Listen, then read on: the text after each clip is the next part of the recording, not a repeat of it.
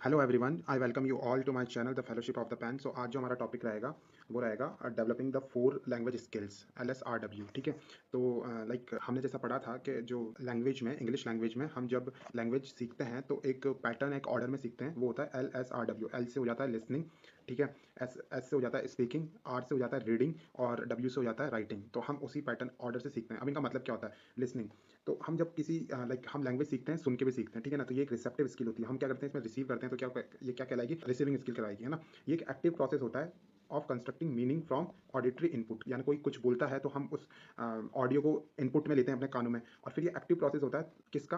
ताकि हम उस ऑडियो इनपुट से हम मीनिंग को कंस्ट्रक्ट करें, ठीक है। तो ये एक लिसनिंग होता है, ठीक है। तो इसमें डेवलपमेंट स्टेजेस क्या होती है? पहले लिसनिंग में हम क्या करते हैं, हम है ना पहले कंटेक्स्ट बना लेते हैं अपने दिमाग में कि, और अपने स्कीमा को एक्टिवेट करते हैं, है ना, और प्रेडिक्टिंग करते हैं कि आगे वाला क्या बोलने वाला है ना। तो ये तो है प्री लिसनिंग। और जब वो बोलता है तब हम क्या करते हैं, हम स्कीमिंग फॉर साउंड, लाइक हम साउंड को सुनते हैं, ठीक है। मेन आइडियाज़ को स्कैन करते हैं या स्किमिंग करते हैं, ठीक है। फिर जो स्पेसिफिक इन्फॉर्मेशन होती है, लाइक अब इन दोनों में डिफरेंस होता है। स्किमिंग तो होता है जब हम हर चीज़ सुन रहे हैं, लेकिन जो हमारा फोकस है वो ज़्यादा तेज़ भी नहीं है, ज़्यादा कम भी नहीं है, बस हम सुन रहे हैं, ठीक है। और जो स्पेसिफिक इन्फॉर्मेशन होती है तो उसमें हम एकदम ज़्यादा फोकस हो जाते हैं, तो उसे कहते हैं स्कैनिंग, ठीक है। तो focusing on the main idea, skimming for sound, और स्पेसिफिक इन्फॉर्मेशन होती है उसके लिए स्कैन करते हैं, ठीक है। और फिर पोस्ट लिसनिंग में हम क्या करते हैं, हम फिर जितना भी हमने सुना है उसको समराइज करते हैं और क्रिटिकल एवेल्यूएट करते हैं, ठीक है। अब इसमें सब स्किल्स क्या होती है? इसकी सब स्किल में ये होता है कि हम फनीम्स को पहचान पा रहे हैं, हम स्ट्रेस और इंटोनेशन को समझ पा रहे हैं आगे वाले ने जो बोले हैं, और डिस्कोर्स मार्कर को समझ पा रहे हैं, ठीक है। और फिर उसमें से मीनिंग पता कर पा रहे हैं हम। इसमें क्या होता है, पेडागोजिकल जो टेक्निक्स होती है जो कि लिसनिंग को बूस्ट करती है, वो जैसे हो गया कि हम ऑडियो मटेरियल सुनवा रहे हैं बच्चों को, पॉडकास्ट, वीडियो, या फिर हम उनका डिक्टेशन ले रहे हैं ताकि उनकी स्पेलिंग और जो साउंड एसोसिएशन है वो प्रॉपर चले, ठीक है। और हम लिसन एंड डू एक्टिविटीज करवा रहे हैं ताकि उनका टोटल फिजिकल रेस्पॉन्स हो, ठीक है। फिर आते हैं सेकंड स्पीकिंग पे। स्पीकिंग क्या है? एक प्रोडक्टिव स्किल है, क्योंकि हम खुद प्रोड्यूस करते हैं, तो ये क्या है? स्पीकिंग एक प्रोडक्टिव स्किल, ठीक है ना। ये एक प्राइमरी इंटरेक्टिव स्किल है जिससे हम इंटरेक्ट करते हैं आगे वाले से। और इसमें क्या क्या होता है? इसमें phonological, synthetic and pragmatic knowledge का यूज होता है ना। ठीक है। फोनोलॉजिकल सिंटैक्स मतलब sentence formation and pragmatic knowledge का यूज होता है, ठीक है ना। अब इसमें डेवलपमेंट स्टेज क्या होती है? इसमें ना एक्यूरेसी स्टेज होती है जहाँ पे हम प्रोनाउंसिएशन, ग्रामर और वोकैब पे फोकस करते हैं और उसकी ड्रिल करते हैं। फिर आता है एक्यूरेसी के बाद में होता है फ्लुएंसी। फ्लुएंसी कैसे आती है? फ्लुएंसी हम लाइक हम कैसे हम जब बात करते हुए अपनी हेजिटेशन को मैनेज कर रहे हैं, या फिर सोशल अप्रोप्रिएट या फिर रोल प्ले डिबेट्स, इसमें हम कैसे फ्लुएंसी ला सकते हैं, तो ये फ्लुएंसी स्टेज होता है, ठीक है। तो एक्यूरेसी होती है और फ्लुएंसी होती है। फिर आता है सब स्किल्स। सब स्किल्स में क्या होता है? Like stress, intonation and management of turn taking and adjusting register, like हमारे टोन्स को मैनेज करना, ये इसमें आता है, ठीक है। ये इतना इंपॉर्टेंट है नहीं, बस आप एक तरीके से बस एक बार देख लो, अगर क्वेश्चन आता है तो लाइक आप वहाँ पे कर लोगे। पेडागोजिकल जो टेक्निक्स होती हैं इसमें हम क्या करवा सकते हैं, हम रोल पे करवा सकते हैं, हम ड्रिल्स करवा सकते हैं, हम इन्फॉर्मेटिव गैप, मतलब हम थर्ड जो इसमें आता है वो आता है रीडिंग। अब रीडिंग क्या है? रीडिंग भी एक रिसेप्टिव है, क्योंकि हम ये रिसीव करते हैं, लाइक हम रिसीव करते हैं जो भी बुक में लिखा होता है, हम उसे पढ़ के हम उसे रिसीव करते हैं। अब रीडिंग के अंदर ये इंपॉर्टेंट है कि ये कॉग्निटिव प्रोसेस है जिससे हम जो सिंबल्स होते हैं उनसे हम मीनिंग पता करते हैं। लाइक जो लैंग्वेज होती है, language is a form of code होती है, सिंबल्स होते हैं, तो हम उसको पढ़ के हम उससे मीनिंग ड्राइव करते हैं, वो होता है रीडिंग। अब रीडिंग में ये इंपॉर्टेंट है, ये आपको मार्क करना पड़ेगा। स्किमिंग क्या होता है? स्किमिंग वो होता है जैसे मैं बुक पढ़ रहा हूँ, ठीक है, और मैं पूरी बुक पढ़ रहा हूँ लाइन बाय लाइन, और मैं उसका एक मेन आइडिया फॉर्म कर रहा हूँ, ठीक है, तो वो तो होता है स्किमिंग, ठीक है। स्कैनिंग क्या होता है? स्कैनिंग जैसे मैं डिक्शनरी है तो मुझे सिर्फ एक वर्ड ही देखना है उसमें, ठीक है, तो वो होता है स्कैनिंग, कि मुझे एक पर्टिकुलर डेट, नेम या फिर इन्फॉर्मेशन देखनी है। जैसे कोई बड़ी सी बुक है, इंसाइक्लोपीडिया है, ठीक है, उसमें से मुझे एक जनरल लाइक फ्रेंच रेवोल्यूशन पे मुझे कुछ देखना है, इन्फॉर्मेशन लेनी है, तो मैं एक बस वो उस पेज पे जाऊँगा, मैं वही नॉलेज लूँगा, तो उसे कहते हैं स्कैनिंग, ठीक है। फिर आता है इंटेंसिव रीडिंग। इंटेंसिव रीडिंग क्या होती है? इंटेंसिव रीडिंग होती है जैसे हम एग्जाम्स के लिए जो पढ़ते हैं, जैसे डिटेल में अगर हम किसी बुक को या प्रोज को बहुत डिटेल में पढ़ रहे हैं फॉर लिंग्विस्टिक, और उसका फिर एनालाइज भी कर रहे हैं, वो होती है इंटेंसिव। एक्सटेंसिव क्या होता है? जैसे कोई भी कॉमिक बुक है तो हम उसे प्लेजर के लिए पढ़ते हैं, ठीक है, प्लेजर या फिर फ्लुएंसी के लिए, उसमें हम कोई एनालाइज नहीं करते, हम बस उसको लाइक पढ़ने के लिए पढ़ रहे हैं, लाइक हम उसमें से कोई मीनिंग नहीं मीनिंग और उसे एनालाइज नहीं कर रहे, हम बस उसको नॉन डिटेल लेसन की तरह ले रहे हैं, तो वो होता है एक्सटेंसिव रीडिंग। लाइक आप न्यूज़पेपर रीडिंग करते हैं, या फिर आप कोई कॉमिक रीड करते हैं, या फिर आप कोई नॉवल पढ़ रहे हैं, तो वो आपकी कोर्स बुक में नहीं होती, तो आप एक्सटेंसिव रीडिंग की तरह ही लेते हैं, आप इतना मग नहीं करते। वहीं जो आपकी कोर्स बुक्स है, जो आपकी 9th 10th 11th 12th या आपकी कॉलेज में चलती है, उनकी हम इंटेंसिव रीडिंग करते हैं, ठीक है। सब स्किल्स क्या होते हैं? सब स्किल्स होती है हम जब वर्ड को रिकॉग्नाइज करते हैं, उसका डिकोडिंग करते हैं, फोनिक्स को, अंडरस्टैंडिंग कोहेशन को, कोहेरेंस को एंड इन्फेरेंसिंग को, ठीक है। तो ये जो स्किल्स होती है ये होती है सब स्किल्स, ठीक है। पेडागोजिकल इसमें टेक्निक हम कौन कौन सी यूज़ कर सकते हैं स्टूडेंट्स को रीडिंग सिखाने के लिए? हम साइलेंट रीडिंग का यूज़ कर सकते हैं, ठीक है, उससे इनकी स्पीड और कॉम्प्रहेंशन अच्छी होगी। फिर हम रीडिंग अलाउड, हम उनकी रीडिंग करवा सकते हैं लाउडली, और यूज़ ऑफ ग्राफिक ऑर्गेनाइजर, ठीक है। फोर्थ आता है राइटिंग। अब राइटिंग क्या है? राइटिंग में भी हम खुद प्रोड्यूस करते हैं, तो ये प्रोडक्टिव स्किल है। राइटिंग एक कॉम्प्लेक्स है, प्रोडक्टिव स्किल है, इसमें organisation, grammar, vocab, mechanical precision, इन सब की जरूरत पड़ती है, पंचुएशन, ठीक है। और अब इसको हम डेवलप कैसे कर सकते हैं, तो प्रोडक्ट अप्रोच होती है, तो ये करती है फाइनल रिटन टेक्स्ट पे, और ये इन्वॉल्व करती है imitation of a model text, like हमने कुछ एक कोई ऐसे ले लिया पहले से और हम उसको बस कॉपी कर रहे हैं, ठीक है। तो ये है ना इमिटेट करती है एक मॉडल टेक्स्ट को, ठीक है।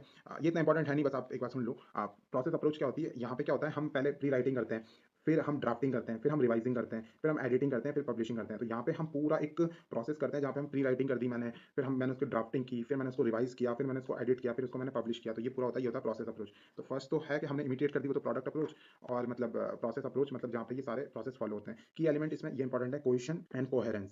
कोहेशन तो होता है फॉर्मल लिंक्स, कंजक्शंस और रेफरेंस वर्ड्स का जो यूज होता है वो होता है कोहेशन, और कोहेरेंस होता है logical flow and organisational unity, ठीक है। तो हम जहाँ लिंक की बात होती है वहाँ क्या होगा, कोहेशन, ठीक है। कंजंक्शन या लिंक की जहाँ बात हो रही है वहाँ क्या होगा, कोहेशन। और कोहेरेंस क्या होगा, कोहेरेंस में फ्लो की बात होगी, है ना, और ऑर्गेनाइजेशनल यूनिटी की बात होगी। तो इसे मार्क करना पड़ेगा, आप याद कर लेना, ठीक है। इसमें पेडागोजिकल टेक्निक हम क्या यूज कर सकते हैं, स्टूडेंट की राइटिंग स्किल अच्छी करने के लिए हम डिक्टेशन ले सकते हैं, गाइडेड कॉम्पोजिशन ले सकते हैं, और क्रिएटिव राइटिंग ले सकते हैं, ठीक है। हम अब 20 जो क्वेश्चन हैं इस पर देख लेते हैं। ये question, which of the following is a receptive skill, इसमें से रिसेप्टिव स्किल कौन सी है, राइटिंग, स्पीकिंग, लिसनिंग। हाँ, लिसनिंग रिसेप्टिव स्किल होती है क्योंकि हम रिसीव करते हैं, ठीक है, इन्फॉर्मेशन को। What is the gist of a text primarily obtain through, हमें सिर्फ गिस्ट मतलब एक मेन आइडिया लेना है किसी भी बुक का, तो उसे क्या कहते हैं, उसे हम स्किमिंग कहते हैं। स्कैनिंग में तो क्या होता है, हम एक पर्टिकुलर इन्फॉर्मेशन को बहुत डीप में लेते हैं, जैसे डिक्शनरी हो गई, या फिर मुझे फ्रेंच रेवोल्यूशन देखना है, एक बहुत मोटी सी किताब को, तो उसको तो कहते हैं स्कैनिंग, और एक जनरल ओवरव्यू लेते हैं, उसको क्या कहते हैं, स्किमिंग। तो B is the correct answer. Question number 3, a teacher ask student to read a passage and answer specific questions about dates, name, this is. तो ये स्कैनिंग कहलाएगी, क्योंकि टीचर ने क्या बोला स्टूडेंट को कि भाई एक पैसेज में से सिर्फ एक डेट्स और नेम के ऊपर क्वेश्चन पुट ऑफ होंगे, तो वो एक स्पेसिफिक नॉलेज को ले रहा है सिर्फ, तो उसको स्कैनिंग कहेंगे, ठीक है। Question number 4, in the process approach to writing the final stages, process approach के अंदर यही हमने पढ़ा था कि प्रोसेस अप्रोच में सबसे फाइनल जो होती है, फाइनल होती है पब्लिशिंग, ठीक है। यहाँ हमने ये पढ़ा था, ये रहा पब्लिशिंग। फाइनल क्या होता है, इसमें पब्लिशिंग होता है। Which skill is developed first in the natural sequence of language acquisition में, फर्स्ट स्किल कौन सी हम लेते हैं, तो LSRW, तो एल लेते हैं, तो लिसनिंग हो जाएगा, ठीक है। Teacher talk time should be minimize to promote, तो क्वेश्चन नंबर 8 क्या कह रहा है, कोहिजन का मतलब क्या होता है, तो हमें पता है कोहिजन का मतलब होता है जब हम दो वर्ड्स या दो सेंटेंस को जब लिंक करते हैं, ग्रामेटिकल लिंकिंग ऑफ सेंटेंस को कोहिजन कहते हैं, ठीक है। तो B would be the correct, ये हमने पहले पढ़ा भी था। लाइक जो कोहिजन होता है वो फॉर्मल लिंकिंग होता है कंजक्शन रेफरेंस वर्ड्स का, और वहीं जो कोहेरेंस होता है वो फ्लो की बात करता है, ऑर्गेनाइजेशनल यूनिटी की बात करता है, ठीक है। तो question number 9, which method emphasise that language is a set of habits, यानी लैंग्वेज सीखी जाती है हैबिट से, तो ये कौन कहता है, ऑडियो लिंगुअल मेथड कहता है, ठीक है, आप याद रखना इसको, ठीक है। Question number 10, a technique where student repeated a sentence after the teacher is called, repetition करता है एज अ ड्रिल, तो रिपीटेशन ड्रिल कहलाएगा, ठीक है। Question number 11, silent reading is most effective for developing, silent reading क्या develop करती है, speed and comprehension, ये हमने पहले देखा था, तो answer number B. Question number 12, which sub skill of writing is link to process writing, ठीक है। प्रोसेस राइटिंग कौन सी सब स्किल है जो प्रोसेस राइटिंग से लिंक करती है, तो मल्टीपल ड्राफ्टिंग, ठीक है, तो मल्टीपल ड्राफ्टिंग हो जाएगा इसका, ठीक है। Question number 13, what is an information gap activity, कौन सी है इसमें से, A teaching, lecturing, student sharing different info to a complete a task, है ना। तो इन्फॉर्मेशन जो गैप होता है इन्फॉर्मेशन में, तो क्या करते हैं जब कॉपरेशन लर्निंग के अंदर, लाइक जैसे मुझे कुछ नहीं आ रहा, तो मुझे जो मेरा फ्रेंड है वो मुझे वो चीज़ बता देगा, और जो उसे नहीं आता वो मैं बता दूंगा, तो हम दोनों एक दूसरे के जो इन्फॉर्मेशन गैप है वो दूर कर देंगे, तो student sharing different info to complete a task, तो B would be the correct answer. Question number 4, phonics method is primarily used for teaching, phonics method क्या पढ़ाने के लिए यूज होता है, फोनिक्स मेथड यूज होता है रीडिंग करने के लिए, कौन सा मेथड यूज होता है,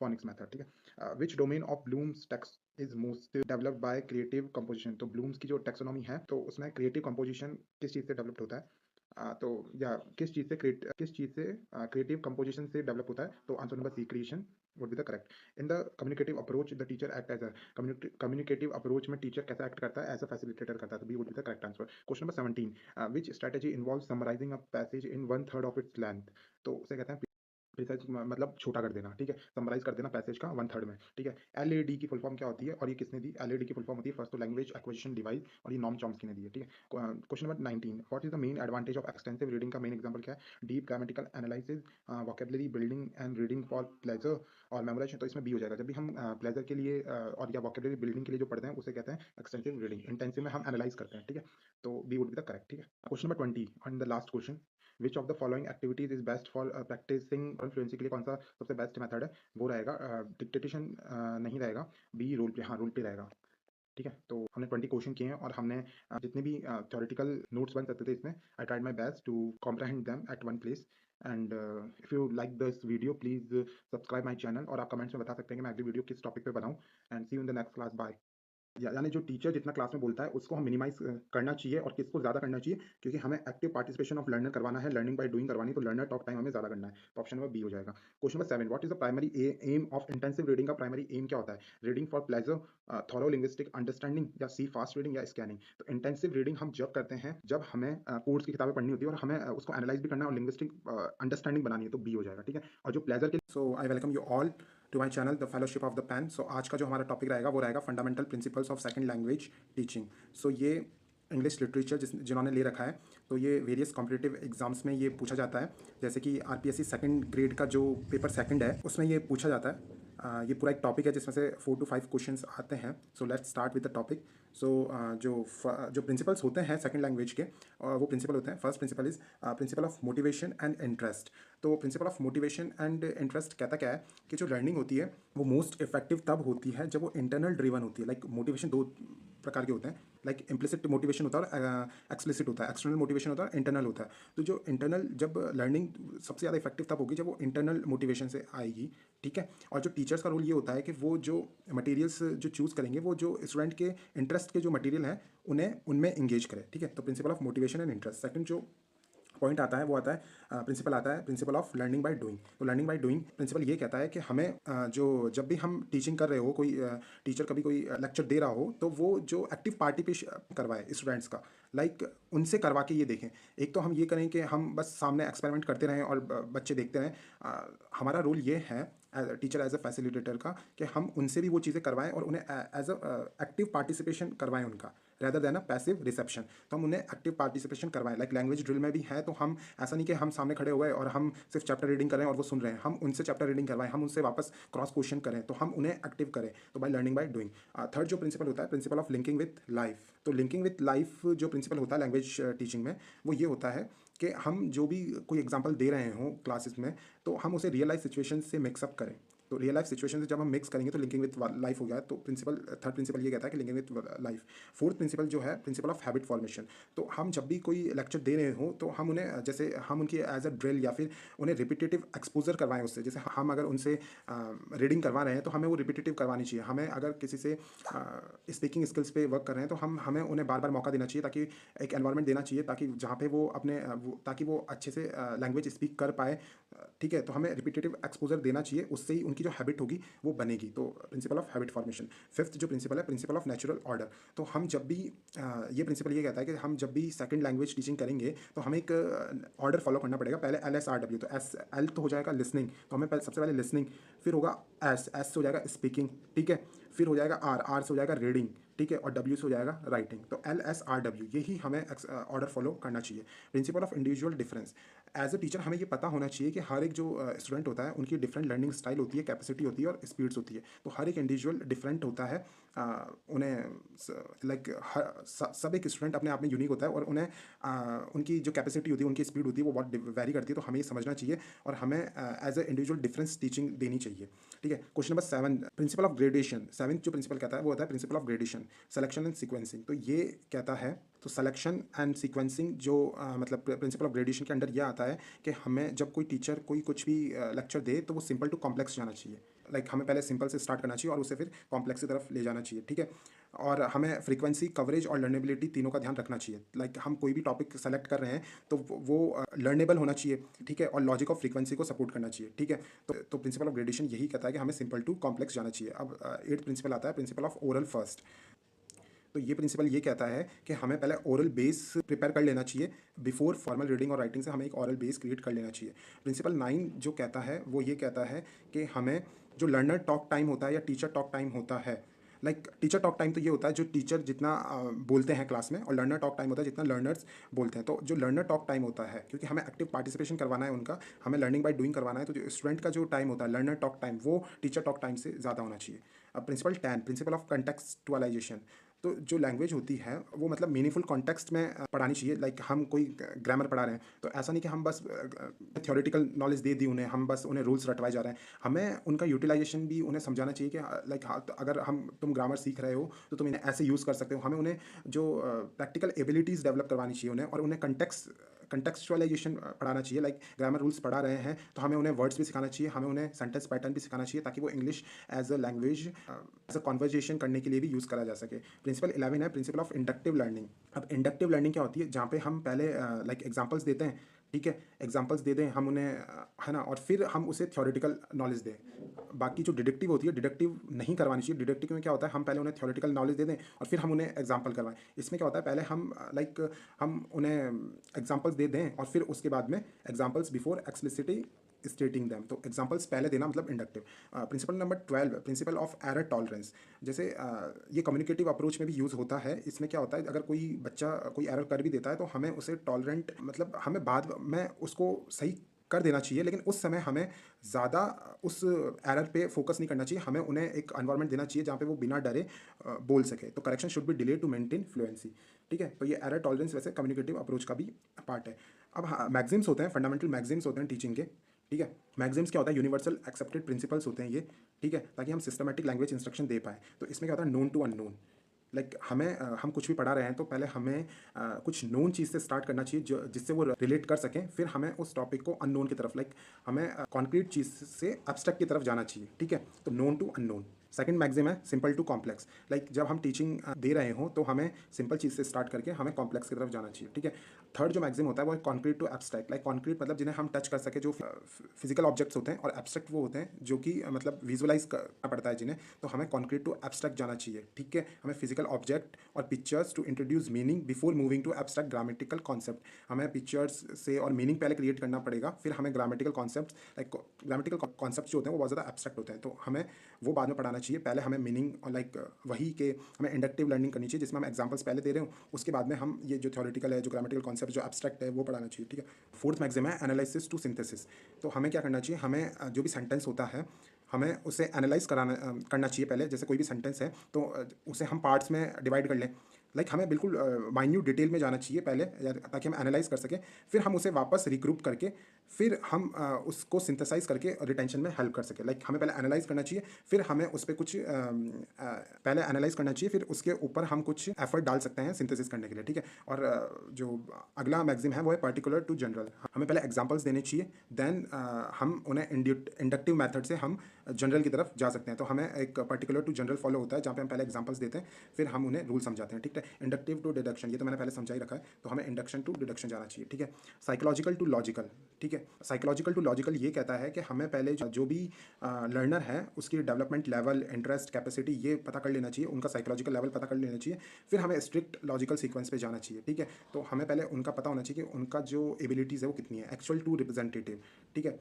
हमें जो रियल लाइफ थिंग्स है जिनसे वो कर पाए, हमें वो ऑब्जेक्ट्स पहले बताना चाहिए, लो लेवल से स्टार्ट करके, फिर हमें मॉडल्स, पिक्चर और रिप्रेजेंटेटिव फॉर हायर लेवल, ठीक है। नियर टू फार, हमें पहले उन्हें इमीडिएट एनवायरनमेंट में क्या मतलब होम, स्ट्रीट, यहाँ के एग्जांपल से स्टार्ट करके हमें फिर उन्हें कंट्री, वर्ल्ड, पूरा एक बड़ा पिक्चर क्रिएट करना चाहिए। होल टू पार्ट, हमें पहले जैसे हम इंग्लिश एज ए लैंग्वेज सिखा रहे हैं तो हमें पहले पूरा सेंटेंस उन्हें समझा देना चाहिए, फिर हमें उनके लाइक फिर हमें उन्हें सिंथेसाइज या फिर हम उन्हें एनालाइज करें। उससे पहले हमें लाइक हमें पहले फुल सेंटेंस पढ़ा दिया, उसके बाद में हम अंदर जा सकते हैं कि पार्ट्स ऑफ स्पीच होते हैं, ये नाउन्स है, ये प्रोनाउन है, ये एडजेक्टिव है, इसमें सब्जेक्ट वर्ब एग्रीमेंट कौन सा हो रहा है। लाइक हम फिर बाद में हम इन एब्स्ट्रैक्ट चीज़ों में जा सकते हैं, पहले हमें होल फुल सेंटेंस पढ़ा देना चाहिए, ठीक है। अब इसमें हम क्वेश्चन कर लेते हैं, which of the following is considered the correct natural sequence. तो कौन सा करेक्ट नेचुरल सीक्वेंस है, तो LSRW, option number B. Question number 2, in the context of communicative approach what does the LTT acronym stand for. तो LTT का मतलब होता है लर्नर टॉक टाइम, तो option number B.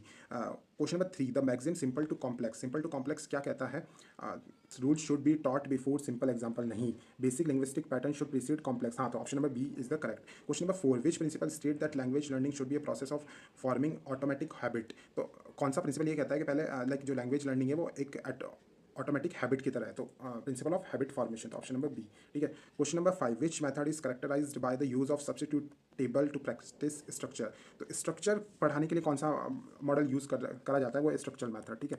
Question number 6, according to principle of active participation वो should dominate the classroom talk. तो मतलब active participation के प्रिंसिपल में किसको ज़्यादा बोलना चाहिए, किससे ज़्यादा एक्टिव होना चाहिए क्लास में, तो वो लर्नर्स को होना चाहिए, ठीक है। लर्निंग बाय डूइंग, ठीक है।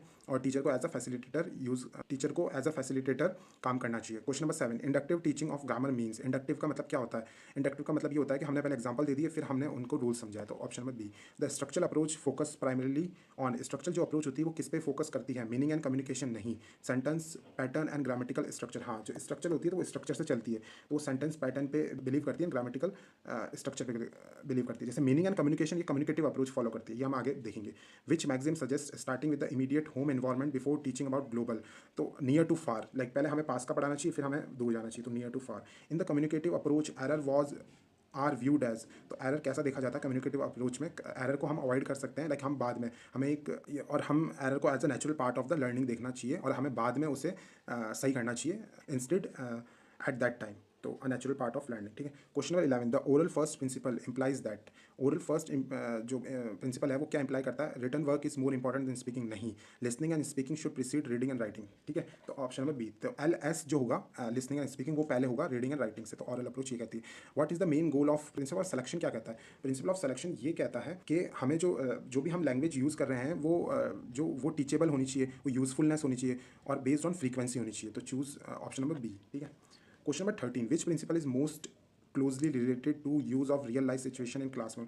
तो रियल लाइफ सिचुएशन यूज़ करनी चाहिए, ये कौन सा प्रिंसिपल कहता है? Principle of linking with life, हाँ यही कहता है, ठीक है। प्रिंसिपल ऑफ रूट मेमोराइजेशन ये तो कहता है कि मतलब हमें रट्टा देना चाहिए आगे वालों को, ये सही अप्रोच नहीं है। तो ऑप्शन नंबर ए होगा। The direct method specifically bans. जो डायरेक्ट मेथड होता है वो क्या बैन करता है? तो ये हमने अभी आज नहीं पढ़ा, ये बात का टॉपिक है, लेकिन आज इसका एक क्वेश्चन आ गया तो हम कर लेते हैं। डायरेक्ट मेथड है ना, मदर टंग का यूज़ नहीं होता। डायरेक्ट मेथड ये कहता है कि जो लर्नर होता है उसे जो टारगेट लैंग्वेज है वही यूज़ करनी चाहिए, ठीक है। तो the use of mother tongue ban करता है direct method. What does the principal of gradation क्या कहता है? तो प्रिंसिपल ऑफ ग्रेडेशन ये कहता है कि हमें सिंपल टू कॉम्प्लेक्स जाना चाहिए, ठीक है। तो arranging language items from simple to complex, ठीक है। तो आज हमने ये क्वेश्चंस कर लिए हैं इस टॉपिक के।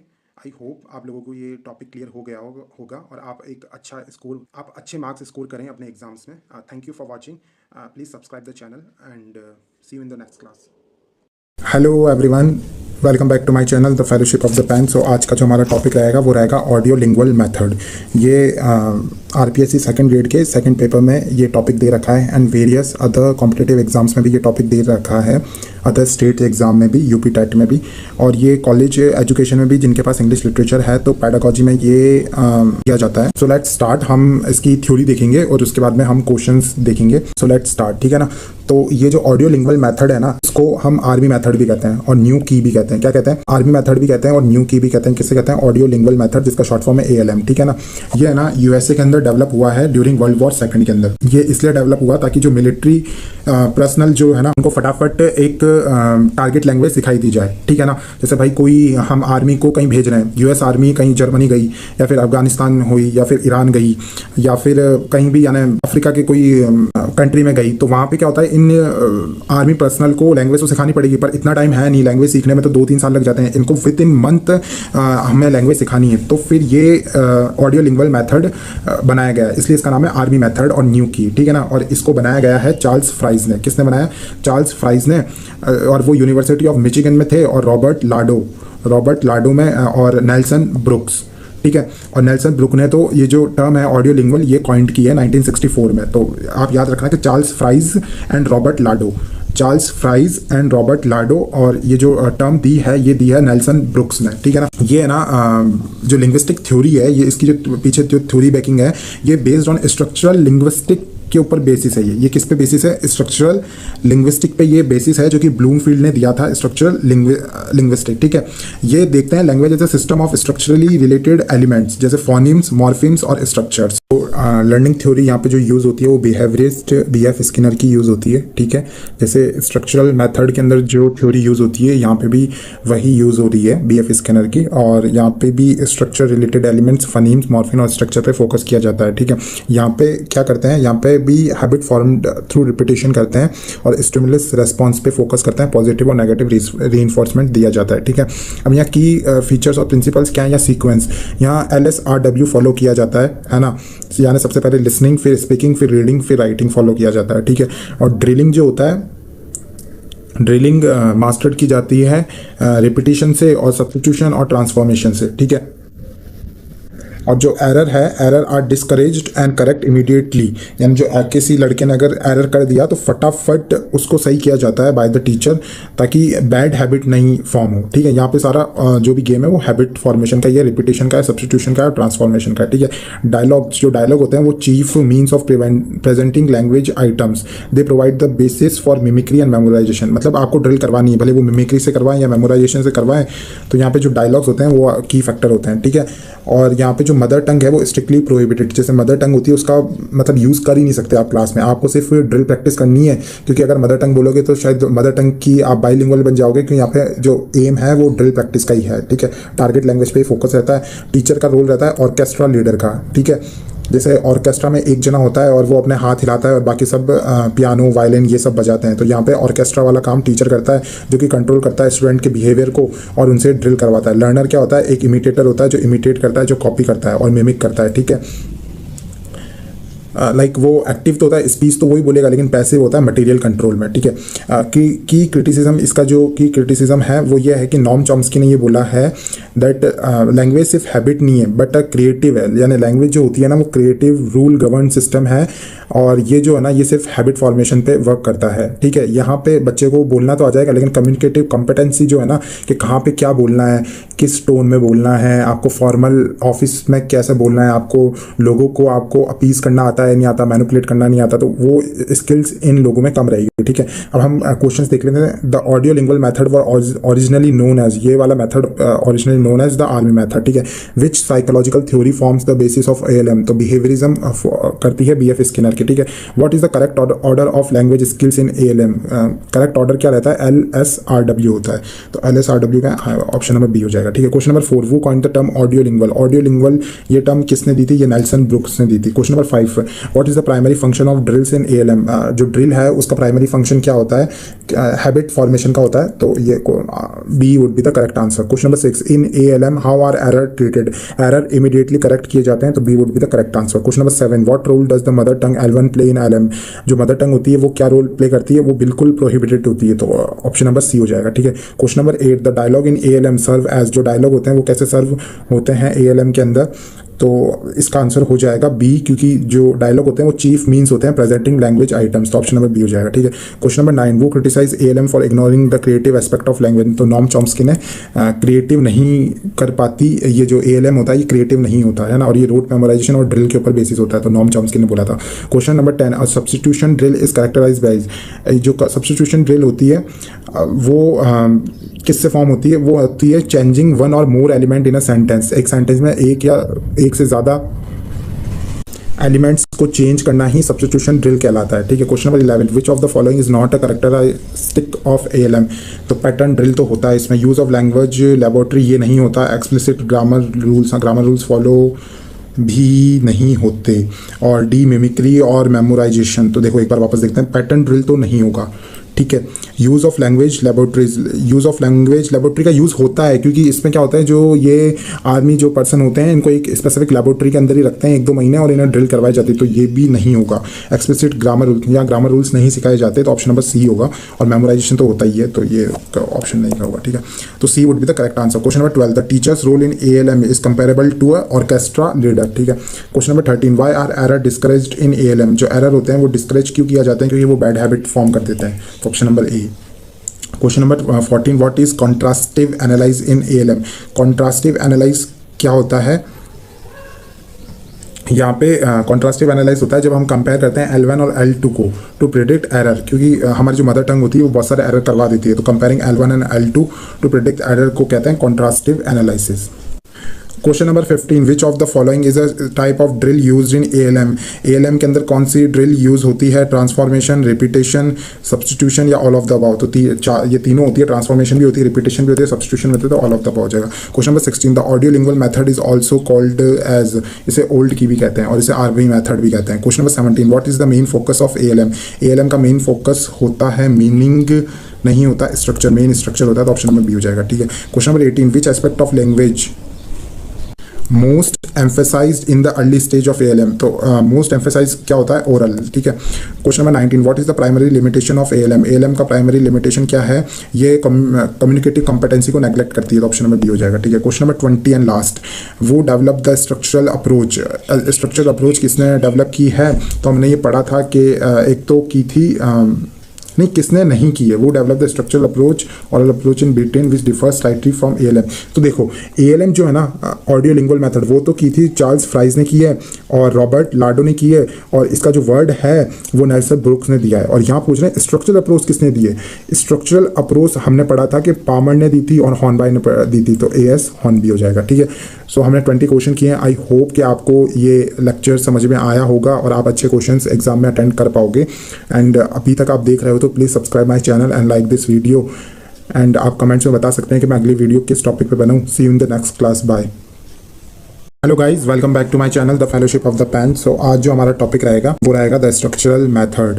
ये आरपीएससी सेकंड ग्रेड के सेकंड पेपर में ये टॉपिक दे रखा है, और ये वेरियस जिन्होंने इंग्लिश लिटरेचर परस्यू कर रहे हैं तो ये कॉलेज एग्जाम्स में भी ये टॉपिक दे रखा है और सीटेट में भी इसके क्वेश्चंस आते हैं। ठीक है। तो स्ट्रक्चरल मेथड होता क्या है? सो स्ट्रक्चरल मेथड एक ऐसी टेक्निक है जहाँ पे जो लर्नर होता है ना, वो मास्टर करता है पैटर्न को, पैटर्न ऑफ सेंटेंस को। तो इन सिंपल वर्ड्स जो स्ट्रक्चरल मेथड होता है ना, वहाँ पे क्या करता है जो लर्नर होता है ना, वो पैटर्न्स को, जो सेंटेंस के जो पैटर्न होते हैं ना, उन्हें मास्टर करता है। ठीक है। वो वर्ड्स को नहीं करता, वो कैसे करता है? वो पैटर्न को करता है, सेंटेंस के पैटर्न को। ठीक है। और लैंग्वेज को यहाँ पे देखा जाता है as a system of structural related element के। जो लैंग्वेज होती है वो कोडिंग की तरह है, लाइक सेंटेंसेज स्ट्रक्चरली बना के एक कंप्लीट लैंग्वेज बनती है। ठीक है। और यहाँ पे एक अजम्पशन माना जाता है कि जो लैंग्वेज है ना, वो बेस्ट लर्न तभी होती है through scientific selection and grading structure से। किससे? Scientific selection and grading structure से। तो आपको ये याद रखने, आपको 3 चीज़ें याद रखनी है कि स्ट्रक्चरल मेथड होता क्या है। तो स्ट्रक्चरल मेथड क्या है? एक master the pattern of sentence, यानी सेंटेंस के पैटर्न को मास्टर करना है। सेकंड, स्ट्रक्चरली रिलेटेड एलिमेंट्स होते हैं ये। ठीक है।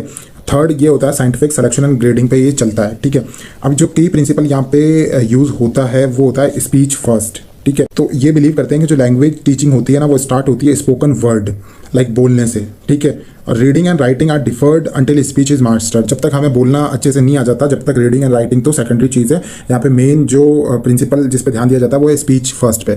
और ये इसका एक और प्रिंसिपल है कि हैबिट फॉर्मेशन। ये मानते हैं कि जो लैंग्वेज है वो स्ट्रक्चर पैटर्न पे बेसिस है ना। और हम अगर उसको बार बार जैसे बिहेवियरिस्ट साइकोलॉजिस्ट स्किनर ने कहा था कि हम हैबिट फॉर्मेशन से हमारे अंदर लर्निंग होती है, तो ये ड्रिल और हैबिट फॉर्मेशन और रिपीटेशन पे ही बेसिस है स्ट्रक्चरल मेथड। फर्स्ट तो ये है ना, लैंग्वेज को एक एज ए स्ट्रक्चर देखता है और ये कहता है कि बार बार अगर हम उस स्ट्रक्चर्स को बार बार दोहराते रहें तो हमारी हैबिट फॉर्मेशन हो जाएगी। ठीक है। और ये स्पीच फर्स्ट पे तवज्जो देता है, मतलब हमें जो ओरल हमें बोलने की कैपेबिलिटी है वो पहले जगती है। ठीक है। स्ट्रक्चर सेंट्रलिटी ये कहता है कि मास्टर ऑफ सेंटेंस पैटर्न, जो सेंटेंस पैटर्न है उस पर मास्टर हमारा प्राइमरी गोल है। और ये इन्होंने 275 स्ट्रक्चर्स बना रखे हैं इंग्लिश में। कितने? 275 स्ट्रक्चर बना रखे हैं, और अगर हम बार बार उनकी ड्रिल करेंगे तो हमें लैंग्वेज सीखने आ जाएगी। फिर होता है सिचुएशनल। जो न्यू स्ट्रक्चर्स है are introduce within a meaningful situation. Like यहाँ पे क्या होता है, जो स्ट्रक्चर्स जो ड्रिल पैटर्न होते हैं वो एक सिचुएशंस में बोले जाते हैं, लाइक कोई पिक्चर्स दिखा के या फिर कोई एक्शंस या फिर गेस्चर के साथ में, ताकि याद जल्दी हो। फिर आता है सिलेक्शन एंड ग्रेडेशन। ठीक है। यहाँ पे जो आइटम्स जो सेलेक्टेड होते हैं वो फ्रीक्वेंसी, रेंज और teachability and graded from simple to complex. जो भी यहाँ पे स्ट्रक्चर्स बनाए जाते हैं वो बेस होते हैं फ्रीक्वेंसी के, रीच के, रेंज के और टीचेबिलिटी के, और ये सिंपल टू कॉम्प्लेक्स पढ़ाई जाती है। ठीक है।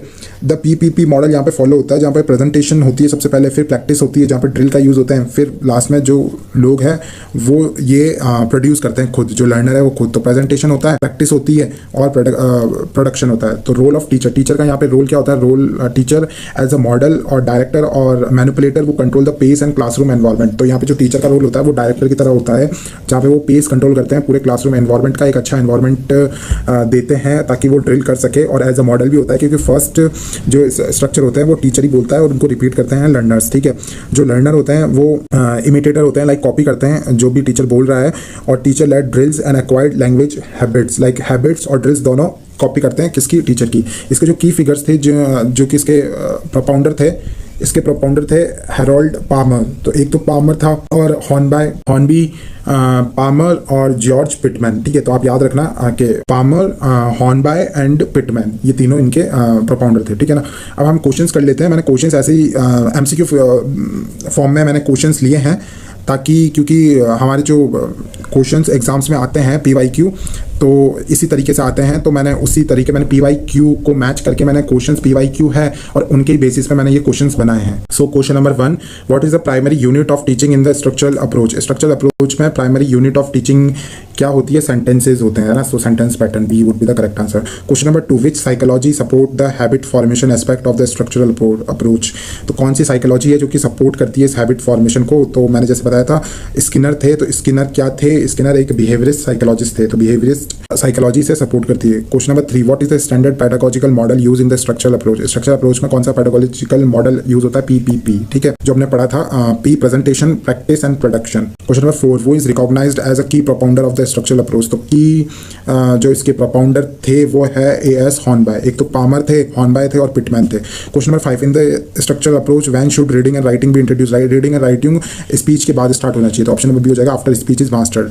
Question number 6, selection in the structural approach is based on, selection किस बेसिस पे होना चाहिए, फ्रीक्वेंसी पे, रेंज पे एंड टीचेबिलिटी पे, option number A. Question number 7, the primary role of teacher in the method, जो टीचर का रोल होता है वो मॉडल एंड डायरेक्टर का होता है, तो ऑप्शन नंबर बी हो जाएगा। Question number 8, what is a substitution table. Substitution table क्या होती है, तो सब्स्टिट्यूशन टेबल एक टूल होता है जिससे मल्टीपल सेंटेंस जो होते हैं ना, तो सब्स्टिट्यूशन टेबल होती है जहाँ पे जो एक लैंग्वेज का पैटर्न होता है या फिर लैंग्वेज का जो स्ट्रक्चर होता है या सेंटेंस का जो स्ट्रक्चर होता है ना, वहाँ पे मैं वर्ड्स चेंज कर दूंगा ना, तो मल्टीपल और ज़्यादा मैं सेंटेंस बना सकता हूँ। जैसे मैं अभी बोलूँ कि I am a good boy, ठीक है, तो मैं यहाँ पे आई की जगह ही का यूज़ कर लूँगा, तो he is a good boy, she is a good boy. तो यहाँ पे ये सब्स्टिट्यूशन टेबल यही काम करती है कि हम वर्ड्स को चेंज करके हम सेंटेंस को मल्टीप्लाई कर सकते हैं, तो ऑप्शन नंबर बी हो जाएगा, ठीक है। Question number 9, gradation mean. Gradation का मतलब क्या होता है, ग्रेडेशन का मतलब होता है जब हम अरेंज करते हैं आइटम्स को सिंपल टू कॉम्प्लेक्स। कहाँ से सिंपल से हम कॉम्प्लेक्स की तरफ जो मतलब आइटम्स को मैच करते हैं उसे ग्रेडेशन कहते हैं, ठीक है। Question number 10, the structural approach emphasise. जो स्ट्रक्चरल अप्रोच होती है वो एम्फसाइज किस चीज पे करती है, तो वो करती है एक्यूरेसी, के स्ट्रक्चर्स में एक्यूरेसी होनी चाहिए। किस में होनी चाहिए, एक्यूरेसी इन स्ट्रक्चर, ये स्ट्रक्चर की बात ही करती है, तो एक्यूरेसी इन स्ट्रक्चर, ठीक है। Question number 11, which of these is not a criteria for a selection of structure. ठीक है, कौन सा क्राइटेरिया नहीं है सिलेक्शन ऑफ स्ट्रक्चर,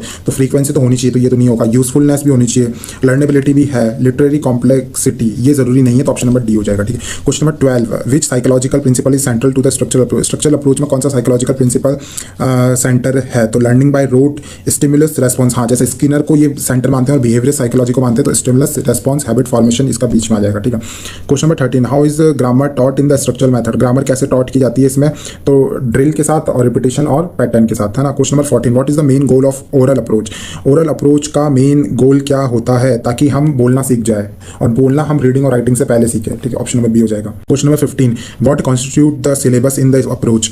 इसमें सिलेबस क्या चीज़ बनाती है, ठीक है। तो यहाँ पे जो ग्रेडेड सेंटेंस होते हैं, ग्रेडेड मतलब सिंपल टू कॉम्प्लेक्स की तरफ जो सेंटेंस लिखे जाते हैं और जो वोकेबलरी होती है वो इसमें सिलेबस बनाती है, तो ऑप्शन नंबर बी हो जाएगा। Question number 16, why are visual aid situations used in this approach. Visual aid और सिचुएशन कौन सी यूज़ की जाती है इस अप्रोच में, ताकि इसमें यूज़ इसलिए की जाती है ताकि जो स्ट्रक्चर हम बोल रहे हैं लैंग्वेज का उसका मीनिंग भी हम बता सकें, to demonstrate the meaning of a structure, तो ऑप्शन नंबर बी हो जाएगा। Question number 17, which of this is example of sentence pattern. इसमें से सेंटेंस पैटर्न का कौन सा एग्जाम्पल है, तो SVO है, ठीक है, सब्जेक्ट वर्ब एंड ऑब्जेक्ट, तो ये सेंटेंस पैटर्न है। Question number 18, the structural approach emphasise the importance of. जो स्ट्रक्चरल अप्रोच है वो एम्फसाइज करता है इंपॉर्टेंस, किस चीज़ की इंपॉर्टेंस एम्फसाइज करता है वो, तो language as a whole system की बात करता है वो, ठीक है। किसकी करता है, language as a whole system की बात करता है। तो question number 19, what does productivity mean in selecting structure. Productivity का मतलब क्या होता है जब हम स्ट्रक्चर को सेलेक्ट करते हैं, तो how often a word occurs, या फिर B how many new sentence can be built using the structure. Productivity का मतलब ये होता है कि हम एक ही सेंटेंस से हम कितने और सेंटेंस बना सकते हैं, ठीक है। तो वो स्ट्रक्चर को यूज़ किया जाता है, किस स्ट्रक्चर से हम मल्टीपल सेंटेंस बना सकते हैं, तो प्रोडक्टिविटी का मतलब ये है। और स्ट्रक्चर अप्रोच में एम्फसाइज किस पे करता है, लैंग्वेज एज अ सिस्टम पे करता है, ठीक है। Question number 20, the structural method was a reaction against. ये किस चीज़ के अगेंस्ट ये आया था, तो ये GMT के अगेंस्ट आया था, ग्रामर ट्रांसलेशन मेथड के अगेंस्ट आया था, ठीक है। सो हमने 20 क्वेश्चंस किए हैं और हमने इसकी थ्योरी भी की है। Hope you do good in your coming exams. और अगर आप यहाँ तक देख रहे हैं तो please subscribe my channel and like this video, and आप कमेंट्स में बता सकते हैं कि मैं अगली वीडियो किस टॉपिक पर बनाऊँ। See in the next class. Hello everyone, welcome back to my channel the fellowship of the pen. So आज हमारा जो टॉपिक रहेगा वो रहेगा टीचिंग ऑफ लैंग्वेज फॉर्म्स का ग्रामर, टीचिंग ऑफ ग्रामर, ठीक है। तो हम इसकी थ्योरी भी देखेंगे, हम इसके क्वेश्चंस भी देखेंगे। ये RPSC सेकंड ग्रेड के सेकंड पेपर में दे रखा है, जिन्होंने इंग्लिश सब्जेक्ट चूज़ किया हुआ है, और ये कॉलेज एग्जाम्स में भी ये टॉपिक दे रखा है इंग्लिश पेडागॉजी में, ठीक है। तो लेट्स स्टार्ट। तो फर्स्ट आता है कि ये जो ग्रामर होती क्या है। ग्रामर है ना एक मशीन है ना, जो कि जो व्हीकल होता है, कोई भी हमारी गाड़ी है तो उसमें एक इंजन होता है या फिर, ठीक है ना, तो ग्रामर उस इंजन का जो काम करती है और उस व्हीकल को मोशन में लाती है। ठीक है, तो और जो ग्रामर होती है वो एक साइंटिफिक स्टडी होती है कि जो वर्ड्स है उसे कैसे ऑर्गेनाइज करके एक सेंटेंस हमने बनाया है ना। और ये एक्यूरेसी, जो लैंग्वेज के अंदर एक्यूरेसी लाने के लिए बहुत इंपॉर्टेंट चीज़ है। तो फर्स्ट चीज़ तो है ये एक इंजन और मशीन का काम करती है जो कि लैंग्वेज को मोशन में लाती है। ठीक है, सेकंड चीज़ है ये साइंटिफिक स्टडी है कि ऑर्गेनाइजेशन ऑफ वर्ड्स को पढ़ती है। और थर्ड है कि ये एक्यूरेसी लाती है ना लैंग्वेज में। और इसके जो एम होते हैं, तो एम इसके ये एक इनसाइट डेवलप करती है कि जो स्ट्रक्चर होता है किसी भी सेंटेंस में तो कैसे वर्क करता है। ठीक है, फिर ये एक साइंटिफिक एटीट्यूड लाती है, लैंग्वेज और लॉजिकल एक्सप्रेशन लाती है। ठीक है, तो फर्स्ट हो गया कि ये एक इंसाइट लाती है कि स्ट्रक्चर कैसे फॉर्म हुआ है। सेकंड साइंटिफिक एटीट्यूड लाती है, लॉजिकल एक्सप्रेशन लाती है, और ये इनेबल करती है कि जो स्पीकर है वो लैंग्वेज को लिख और बोल सही सके विदाउट रोट मेमोराइजेशन, बिना रटे अच्छे से वो लैंग्वेज बोल पाए। ठीक है ना। अब ग्रामर जो होती है वो टाइप्स होते हैं ग्रामर के। तो फर्स्ट आता है प्रिस्क्रिप्टिव ग्रामर होती है जो ट्रेडिशनल यूज़ करी जाती थी। ये रूल्स एंड रेगुलेशन पे बहुत ज़्यादा फोकस करती है, ये रोट मेमोराइजेशन पे बहुत ज़्यादा फोकस करती है, और ये डिडक्टिव होती है। ठीक है, और ये ट्रेडिशनल नॉर्म्स पे चलती है। वहीं जो डिस्क्रिप्टिव होती है, देखो प्रिस्क्रिप्टिव तो होती है ट्रेडिशनल, वहीं जो डिस्क्रिप्टिव होती है वो होती है फंक्शनल या इंसिडेंटल जिसे कहते हैं। ये होती है इनफॉर्मल, मतलब जो हम बोलने में, लाइक कोई अगर बोल पा रहा है ढंग से, जैसे हमने हिंदी जब बचपन में सीखी थी तो हमें किसी ने रूल्स नहीं सिखाए थे, हमने लैंग्वेज पहले बोलना सीख गए, उसके बाद में हम जब 5th क्लास 6th क्लास में आए तब हमने हिंदी व्याकरण सीखी। तो लाइक ये जो डिस्क्रिप्टिव ग्रामर होती है, फंक्शनल, इंसिडेंटल और इनफॉर्मल, इसके 3 नाम हैं। तो ये कहती है कि अगर किसी को बोलना आ रहा है तो काफ़ी है, आप उसे रूल्स एंड रेगुलेशन में मत डालो। तो ये रूल्स एंड रेगुलेशन को अलग करती है, और ये इनफॉर्मल है। ठीक है, और ये फंक्शनल है, और लाइक फंक्शन कर देना चाहिए। अगर कोई इंसान अपना जो विचार है वो दूसरे तक ले जा पा रहा है तो वो इनफ है लैंग्वेज के लिए। तो ये वो कहता है। तो प्रिस्क्रिप्टिव तो ट्रेडिशनल है, और डिस्क्रिप्टिव क्या है, जो अभी न्यू चल रही है कि आप बस बोलना सीख जाओ, लाइक जो natural behaviour of the language as use by native speaker. ठीक है, एक होती है स्ट्रक्चरल, जो ये स्ट्रक्चर पे ज़्यादा फोकस करते हैं। ठीक है, और ये प्रोफेसर C.C. फ्राइज ने इसके फाउंड किया था। ठीक है, तो स्ट्रक्चरल जो होती है वो C.C. फ्राइज ने, है ना। एक होती है ट्रांसफॉर्मेशनल जनरेटिव ग्रामर, तो बेस्ड ऑन नॉर्म चॉम्स्की की थ्योरी पे बेसिस है ये। और ये इसका मतलब क्या है, ट्रांसफॉर्मेशनल जनरेटिव ग्रामर। और ये डिस्टिंग्विश करती है जो बेसिक जो थी जिन्होंने कर्नेल ने दिया था और जो ट्रांसफॉर्म सेंटेंस है उनके बीच में ये डिस्टिंग्विश करती है। ठीक है ना। तो एक तो प्रिस्क्रिप्टिव जो ट्रेडिशनल है, फिर होती है डिस्क्रिप्टिव जो फंक्शनल है, इंसिडेंटल है, इनफॉर्मल है, और फिर होती है स्ट्रक्चरल जो प्रोफेसर C.C. फ्राइज ने दी थी, और फिर होती है ट्रांसफॉर्मेशनल जनरेटिव ग्रामर जो कि नॉर्म चॉम्स्की की थ्योरी पे बेसिस है। अब होते हैं मेथड्स ऑफ टीचिंग, है ना, कि हम किस तरीके से ग्रामर को पढ़ा सकते हैं ना। तो एक होती है ट्रेडिशनल मेथड जो कि डिडक्टिव होती है, जो मैंने बताया था कि जो ट्रेडिशनल होती है जिसे प्रिस्क्रिप्टिव भी कहते हैं, तो यहाँ पे रूट मेमोराइजेशन पे फोकस किया जाता है। फिर होता है इंडक्टिव डिडक्टिव मेथड, तो यहाँ पे हम ये बेस्ट मेथड है जहाँ पे हम पहले एग्जाम्पल देते हैं फिर उस पर थ्योरी देते हैं, तो वो होती है इंडक्टिव मेथड। ठीक है, फिर यानी पहले हम इंड्यूस करेंगे, लाइक पहले हम एग्जांपल देंगे और फिर डिडक्टिव करेंगे। डिडक्टिव मतलब हम फिर थ्योरी समझाएंगे। ठीक है, फिर होता है इंसिडेंटल रेफरेंस मेथड। ठीक है ना। तो ये जो ग्रामर है ये हम इंसिडेंटली वाइल टीचिंग, लाइक हमें अलग अलग सेपरेट नहीं पढ़ाना। हम जब प्रोज पढ़ा रहे हैं या फिर हम कोई पोइट्री पढ़ा रहे हैं तो हम उसके अंदर ही ग्रामर सिखा दें। हम अलग से कोई लेसन नहीं ले रहे कि भाई एडजेक्टिव पढ़ेंगे आज वर्ब लेंगे, हम उसके अंदर ही, लाइक प्रोज के अंदर ही, जब प्रोज पढ़ाते पढ़ाते या कंपोजिशन पढ़ाते पढ़ाते हम ग्रामर साथ में ही पढ़ा लें, हम आइसोलेटेड सब्जेक्ट की तरह ट्रीट ना करें। तो ये होता है इंसिडेंटल रेफरेंस मेथड। ठीक है, फिर होता है इनफॉर्मल मेथड, तो ये होता है कंटिन्यूस प्रैक्टिस से, जैसे हम रोज मैं 10 मिनट इंग्लिश सुन रहा हूँ, 10 मिनट मैं बोल रहा हूँ कुछ भी, और 10 मिनट मैं रीड कर रहा हूँ, 10 मिनट मैं राइट कर रहा हूँ। तो ये इनफॉर्मल मेथड है कि जहाँ पे जैसे हम आजकल लोग इंस्टाग्राम से इंग्लिश सीख जाते हैं कि इंस्टाग्राम पे कुछ इंग्लिश में सुन रहे हैं तो धीरे धीरे वो सीखने लग जाते हैं। तो वो होता है इनफॉर्मल मेथड। ठीक है, जहाँ पे हमें बोलना आ जाता है। ठीक है, और जहाँ पे हम रूल्स नहीं सीखते, हम सिर्फ दूसरे वाले को इंग्लिश में बोलते हुए देखते हैं और हम सीख जाते हैं। ठीक है, और अब ये प्रिंसिपल्स क्या होते हैं इफेक्टिव टीचिंग देने के, है ना। तो जो ग्रामर है उसे कंपोजिशन से रिलेट कर दो, जो कि अभी हमने पढ़ा था इंसिडेंटल और रेफरेंस मेथड में, कि हम उन दोनों को रिलेट कर दो। ठीक है, और इंडक्टिव डिडक्टिव मेथड यूज़ करो कि पहले एग्जाम्पल दे दो और उसके बाद में उसका थ्योरी दो। ठीक है, और जो ग्रामर है वो सिचुएशन से समझाओ। ठीक है, और रोट मेमोराइजेशन को अवॉइड करो। तो हम क्वेश्चन देख लेते हैं। Question number 1, what is often described as the machine that sets the vehicle language in motion. तो ग्रामर को कहते हैं, ठीक है, हम नहीं पढ़ रखा है। Question number 2, which method of teaching grammar is considered most psychologically sound. Psychologically sound कौन सा मेथड है? तो इंडक्टिव डिडक्टिव मेथड है, ठीक है। Question number 3, in the deductive method the procedure is. Deductive method में क्या होता है? यहाँ पे हम जो रूल होते हैं, रूल टू एग्जाम्पल जाते हैं। वहीं जो इंडक्टिव होता है वहाँ एग्जाम्पल टू रूल जाते हैं। डिडक्टिव मेथड क्या होता है? रूल पहले समझा देंगे, यानी पहले थ्योरेटिकल नॉलेज बहुत ज़्यादा दे देंगे, फिर एग्जाम्पल देंगे, ठीक है। Question number 4, who is known as the founder of structural grammar. Structural grammar के जो फादर थे वो सीसी फ्राइज थे, ठीक है। Question number 5, which grammar focus on how language should be use rather than how it is used. तो कौन ज़्यादा मतलब रूल्स पे फोकस करता है कि मतलब कैसे यूज होनी चाहिए, ठीक है। तो वो प्रिस्क्रिप्टिव करती है, जो कि ट्रेडिशनल मेथड है, ठीक है। Question number 6, what is the primary objective of teaching grammar in the modern school curriculum. Modern school curriculum में प्राइमरी ऑब्जेक्टिव क्या है ग्रामर सिखाने का? तो वो है कि भाई हम करेक्ट एक्सप्रेशन और हम अच्छे से इंग्लिश लैंग्वेज बोल पाए, टू एनेबल करेक्ट एक्सप्रेशन, ठीक है। Question number 7, the incidental method is also known as. Incidental method को रेफरेंस मेथड भी कहते हैं, ठीक है। Question number 8, who propose the universal grammar theory. Universal grammar theory Noam Chomsky की दे रखी है, ठीक है। Question number 9, which of the following is not an advantage of teaching grammar. Teaching grammar का कौन सा एडवांटेज नहीं? Provide a criteria for correctness, हाँ ये तो है। हिंडर्स स्पॉन्टेनियस लर्निंग, हाँ ये नहीं है, तो ये ऑप्शन हो जाएगा। Option number B, gives insight into language structure. Language structure में इनसाइट देना, हाँ ये भी है। हेल्प इन ट्रांसलेशन, ट्रांसलेशन में काम आता है, तो ये भी है। तो हिंडर स्पॉन्टेनियस लर्निंग, ये रोकता नहीं है, ये हेल्प करता है, ठीक है। Question number 10, the formal grammar approach is often criticised for. The formal जो ग्रामर होती है उससे क्यों क्रिटिसाइज करते हैं? क्योंकि ये है ना रोट लर्निंग प्रमोट करती है, ठीक है।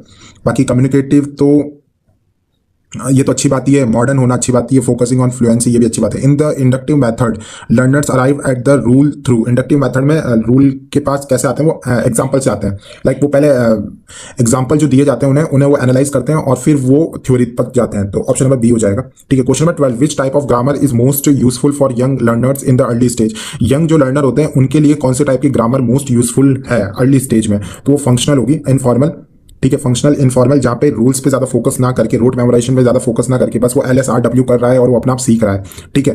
तो फंक्शनल और इनफॉर्मल ज्यादा काम की होगी। Question number 13, grammar should ideally be taught. Grammar कैसे टॉट करनी चाहिए? तो यानी हम कंपोजिशन और क्लोज से हम को रिलेटेड बना के हमें टॉट करनी चाहिए, ठीक है। Question number 14, what कैरेक्टराइजेज transformational generative grammar. तो ट्रांसफॉर्मेशनल जनरेटिव ग्रामर क्या होती है? तो मैंने बताया था कि ये है ना, ये ड्राइव करती है ट्रांसफॉर्म जो सेंटेंस होते हैं ना उनको बेसिक सेंटेंस में से, यानी बेसिक सेंटेंस में से ट्रांसफॉर्म सेंटेंस को ड्राइव करना, वही कहलाता है ट्रांसफॉर्मेशनल जनरेटिव ग्रामर। तो ऑप्शन नंबर बी हो जाएगा, ठीक है। और ये नॉम चॉम्स्की के थ्योरी पे बेसिस है, ठीक है। Question number 15, which method relies on usage and practice rather than explicit rule instruction. तो कौन सा मेथड है जो कि यूजेज एंड प्रैक्टिस पे फोकस करता है? तो वो इनफॉर्मल करता है कि आप बस LSRW करो विदाउट रूल्स, तो इनफॉर्मल होता है। Question number 16, why do modern critics suggest teaching grammar incidentally. Grammars को इंसिडेंटली क्यों पढ़ाना चाहिए? ऐसा जो मॉडर्न क्रिटिक्स है वो ऐसा क्यों बोलते हैं कि ग्रामर को इंसिडेंटली पढ़ाना चाहिए? क्योंकि ये क्या करते हैं, ये जो हम प्रोज और कंपोजिशन से जब मिक्स करके जब ग्रामर पढ़ाते हैं तो वो मतलब वो कंटेक्स्ट भी देते हैं पीछे, ठीक है, और वो एग्जांपल्स भी देते हैं। तो ऑप्शन नंबर बी हो जाएगा, because it provides practical use of rules in context, ठीक है। Question number 17, which of the following is a key component of inductive deductive method. तो की कंपोनेंट क्या है इंडक्टिव डिडक्टिव मेथड का? तो वो है जनरलाइजेशन, ठीक है, कि हम पहले एग्जाम्पल दे देंगे तो जनरलाइजेशन हो जाएगा, ठीक है। Question number 18, grammar is the linguistic etiquettes of a language. The view aligns with grammar is the linguistic etiquette of a language. तो ये फंक्शनल ग्रामर का एटिकेट है। Question number 19, what is a major demerit of traditional method. Traditional method का एक demerit क्या है? तो traditional method में क्या होता है, ये ज़्यादा रोट मेमोराइजेशन करता है और जिससे है ना डल हो जाती है मेमोरी, तो it makes a learning dull through rote memorization, ठीक है। Question number 20, when teaching grammar the teaching should always start from. तो ग्रामर जब हम पढ़ रहे हैं तो टीचिंग कहाँ से स्टार्ट होनी चाहिए? तो कॉन्क्रीट स्टेटमेंट्स या फिर एग्जाम्पल से होनी चाहिए, तो ऑप्शन नंबर बी हो जाएगा। सो हमने 20 क्वेश्चन देखे हैं और हमने इसकी थ्योरी भी देखी है। होप यू अंडरस्टैंड, और अभी तक आप देख रहे हैं तो please subscribe my channel and like this video. आप कमेंट से बता सकते हैं कि मैं अगली वीडियो किस टॉपिक पर बनाऊँ। See you, bye. Hello everyone, welcome back to my channel the fellowship of the pen. So आज हमारा जो टॉपिक रहेगा वो रहेगा टीचिंग ऑफ पोइट्री, जो RPSC सेकंड ग्रेड के सेकंड पेपर इंग्लिश में दे रखा है, और ये इंग्लिश पेडागोजी के अंदर भी वेरियस कॉलेजेस में ये टॉपिक है। So let's start. So poetry होती क्या है? तो ST कॉलेज कहते हैं कि ये पोइट्री बेस्ट वर्ड्स है in the best arithmetic order में। तो बेस्ट रिदम में जो चीज़ लिखी गई है वो पोइट्री है अकॉर्डिंग टू ST कॉलेज, ठीक है। ठीक है, तो ये क्या करती है, जैसे जो प्रोज होती है वो तो हेड को अपील करती है, ये जो पोइट्रीज होती है ये हार्ट एंड ईयर को अपील करती है। ठीक है, क्या करती है, तो दो चीज़ कि ये तो एक तो रिदमेटिक ऑर्डर में होती है और ये हार्ट और ईयर को अपील करती है। ठीक है, और पोइट्री है तो होती है ना वो करेक्टराइज बाय इट्स म्यूजिकल, यानी उसमें कितना म्यूजिक है, कितना म्यूट्रिकल फॉर्म वो फॉलो कर रही है, और रिदम, इमोशन एंड इमेजिनेशन को फॉलो करती है। ठीक है, लाइक कितनी म्यूजिकल है, कितना मीट्रिकल फॉर्म फॉलो कर रही है, रिदम, इमोशंस एंड इमेजिनेशन को। ठीक है, और ये है ना सोल ऑफ लिटरेचर मानी जाती है, जो पोइट्री है वो क्या मानी जाती है, सोल ऑफ लिटरेचर मानी जाती है, और ये एंजॉयमेंट और एस्थेटिक प्लेजर के लिए इसका एम होता है। ठीक है, तो इसका जो जनरल एम होता है वो ये होता है कि हम प्रॉपर रिदम सीख जाए, इंटोनेशन सीख जाए, स्ट्रेस सीख जाए, और हमारे अंदर एक एस्थेटिक सेंस और इमेजिनेशन क्रिएट करे। ठीक है, और love for English literature develop हो, क्योंकि ये सोल ऑफ लिटरेचर कहलाई जाती है। ठीक है, जो स्पेसिफिक एम है, स्पेसिफिक एम इसका ये होता है कि ताकि हम appreciate and beauty of figure of speech, like हम सेंट्रल आइडिया समझ सके पोएम का और अप्रिशिएट कर सके beauty of figure of speech की। ठीक है, अब लेवल्स ऑफ पोइट्री टीचिंग है ना, तो लेवल जो दो लेवल होते हैं, एक तो प्राइमरी लेवल जो हम छोटे बच्चों को जो पढ़ाते हैं तो वहाँ पे वो एंजॉयमेंट के लिए और रिदम और इंटोनेशन के लिए होनी चाहिए। वहीं जो सेकेंडरी और हायर लेवल पे जो पोइट्रीज होते हैं वहाँ पे हमें appreciation of style, subject method और appreciation for figure of speech, imagination and emotions पे फोकस करना चाहिए। तो छोटे बच्चों में तो एंजॉयमेंट पे और रिदम पे और इंटोनेशन पे, और बड़े बच्चों में इमेजिनेशन, इमोशंस, ये सब आएगा। ठीक है, प्रोसीजर क्या होता है इसमें, प्रोसीजर होता है, फर्स्ट होती है प्रिपरेशन। ठीक है, जहाँ पे हम प्रीवियस नॉलेज चेक करते हैं बच्चों की। ठीक है, फिर सेकंड आता है प्रेजेंटेशन, जहाँ पे हम पोएम को बोल के सबको सुनाते हैं। तो यहाँ पे प्रोनाउंसिएशन, ड्रिल, एक्सपोजिशन, एक्सप्लेनेशन और साइलेंट रीडिंग का सारा आता है, और यहाँ कॉरल रिसाइटेशन भी होता है, फिर लास्ट होता है असाइनमेंट। ठीक है, अब यहाँ की टेक्निक्स होती है, तो की टेक्निक्स में आ जाता है कि मॉडल रीडिंग। सबसे पहले जो टीचर होंगे वो प्रॉपर स्ट्रेस, इंटोनेशन और प्रोनाउंसिएशन के साथ पोएम को पढ़ेंगे। उससे क्या होगा, बच्चों को पता चलेगा कि इस पोएम को कैसे पढ़ना है। फिर होता है कोरल रिसाइटेशन। ठीक है, थोड़ा सा है ना, मतलब टीचर सामने से वो पोएम सुना रहा है तो थोड़ा सा है ना मेलोडियस वे में, थोड़ा सा एक रिदम में वो पोएम को रीड करेगा।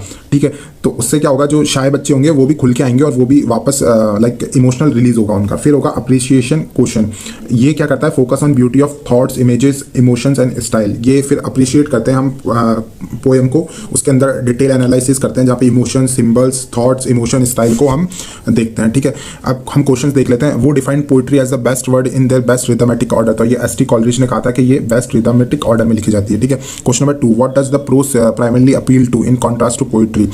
ठीक है, तो जो प्रोज होते हैं, प्रोज किसे अपील करते हैं, प्रोज तो करते हैं माइंड को, हेड को। वहीं जो पोइट्री होती है, पोइट्री अपील करती है हार्ट को। ठीक है, तो पोइट्री अगर बोलते तो हार्ट हो जाता, और यहाँ पे प्रोज का पूछा है तो माइंड हो जाएगा। ठीक है, question number 3, what is the primary aim of teaching poetry at the primary level. Primary level पे पोइट्री सिखाने का होता है एंजॉयमेंट एंड रिदमेटिक रिसाइटेशन का। ठीक है, पोइट्री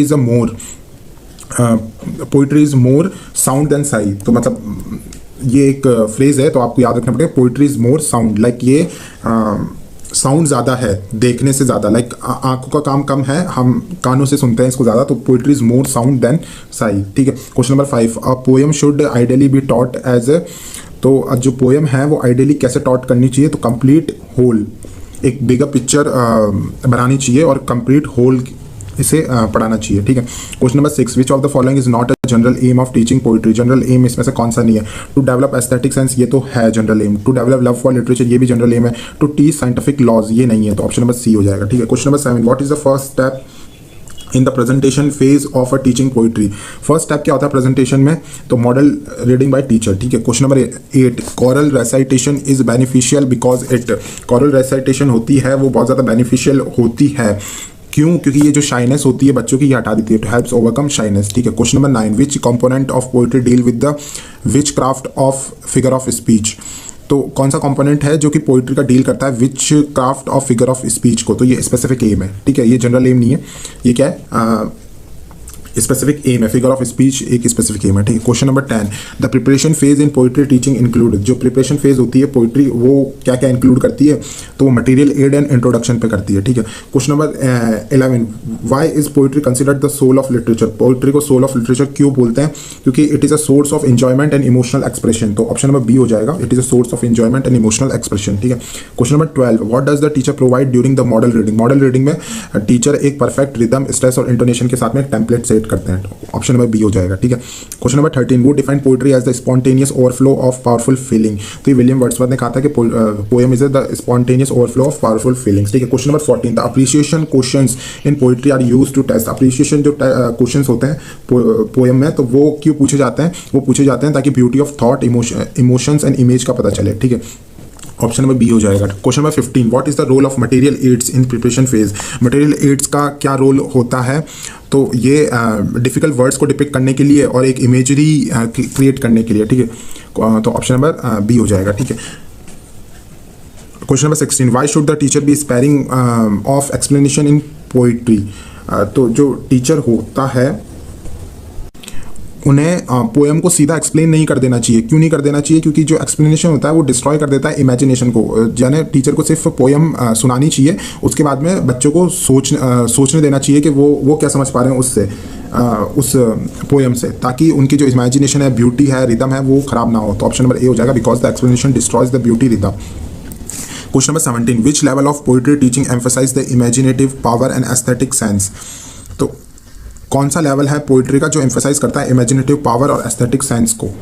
तो वो हो जाएगा, प्राइमरी भी करता है, सेकेंडरी भी करता है। लाइक जो प्राइमरी लेवल होता है, प्राइमरी लेवल में भी हम एक इमेजिनेटिव पावर और एस्थेटिक सेंस को डेवलप करते हैं, लेकिन सोल पर्पस जो होता है प्राइमरी में वो सिर्फ एंजॉयमेंट के लिए होता है। तो मोर करेक्ट इसका answer secondary and higher secondary होगा, बी एंड सी। लेकिन इसके अंदर प्राइमरी भी इन्वॉल्व कर सकते हैं, बट मोर प्रिसाइज अगर ऑप्शन अगर बी एंड सी होता, अगर यहाँ पे दिया होता है कि बी एंड सी, तो बी एंड सी को हम टिक करते। बट यहाँ पे ऑल ऑफ द अबव दे रखा है, तो ऑल ऑफ द अबव लेना ही पड़ेगा, क्योंकि बी एंड सी को साथ में रखना पड़ेगा। Question number 18, the specific aim of teaching a descriptive poem is to. Descriptive poem समझाने का जो स्पेसिफिक एम होता है, तो स्पेसिफिक एम होता है ताकि हम इमेजिनेशन और love for natural object develop करें। Poetry is simple, sensuous and passionate is a definition by. तो ये जॉन मिल्टन ने कहा था कि देखो, तो आप ये याद रखना कि वर्ड्सवर्थ ने तो क्या कहा था, the spontaneous overflow of powerful feelings, ठीक है। वहीं जो एस.टी. कॉलरिज ने कहा था, उन्होंने तो कहा था रिथमेटिक ऑर्डर, ठीक है।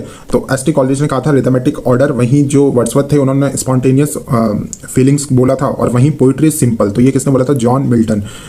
तो क्या बोला था? Poetry simple, sensuous and passionate, ठीक है, तो जॉन मिल्टन है। Question number 20, when teaching a very long poem the teacher should.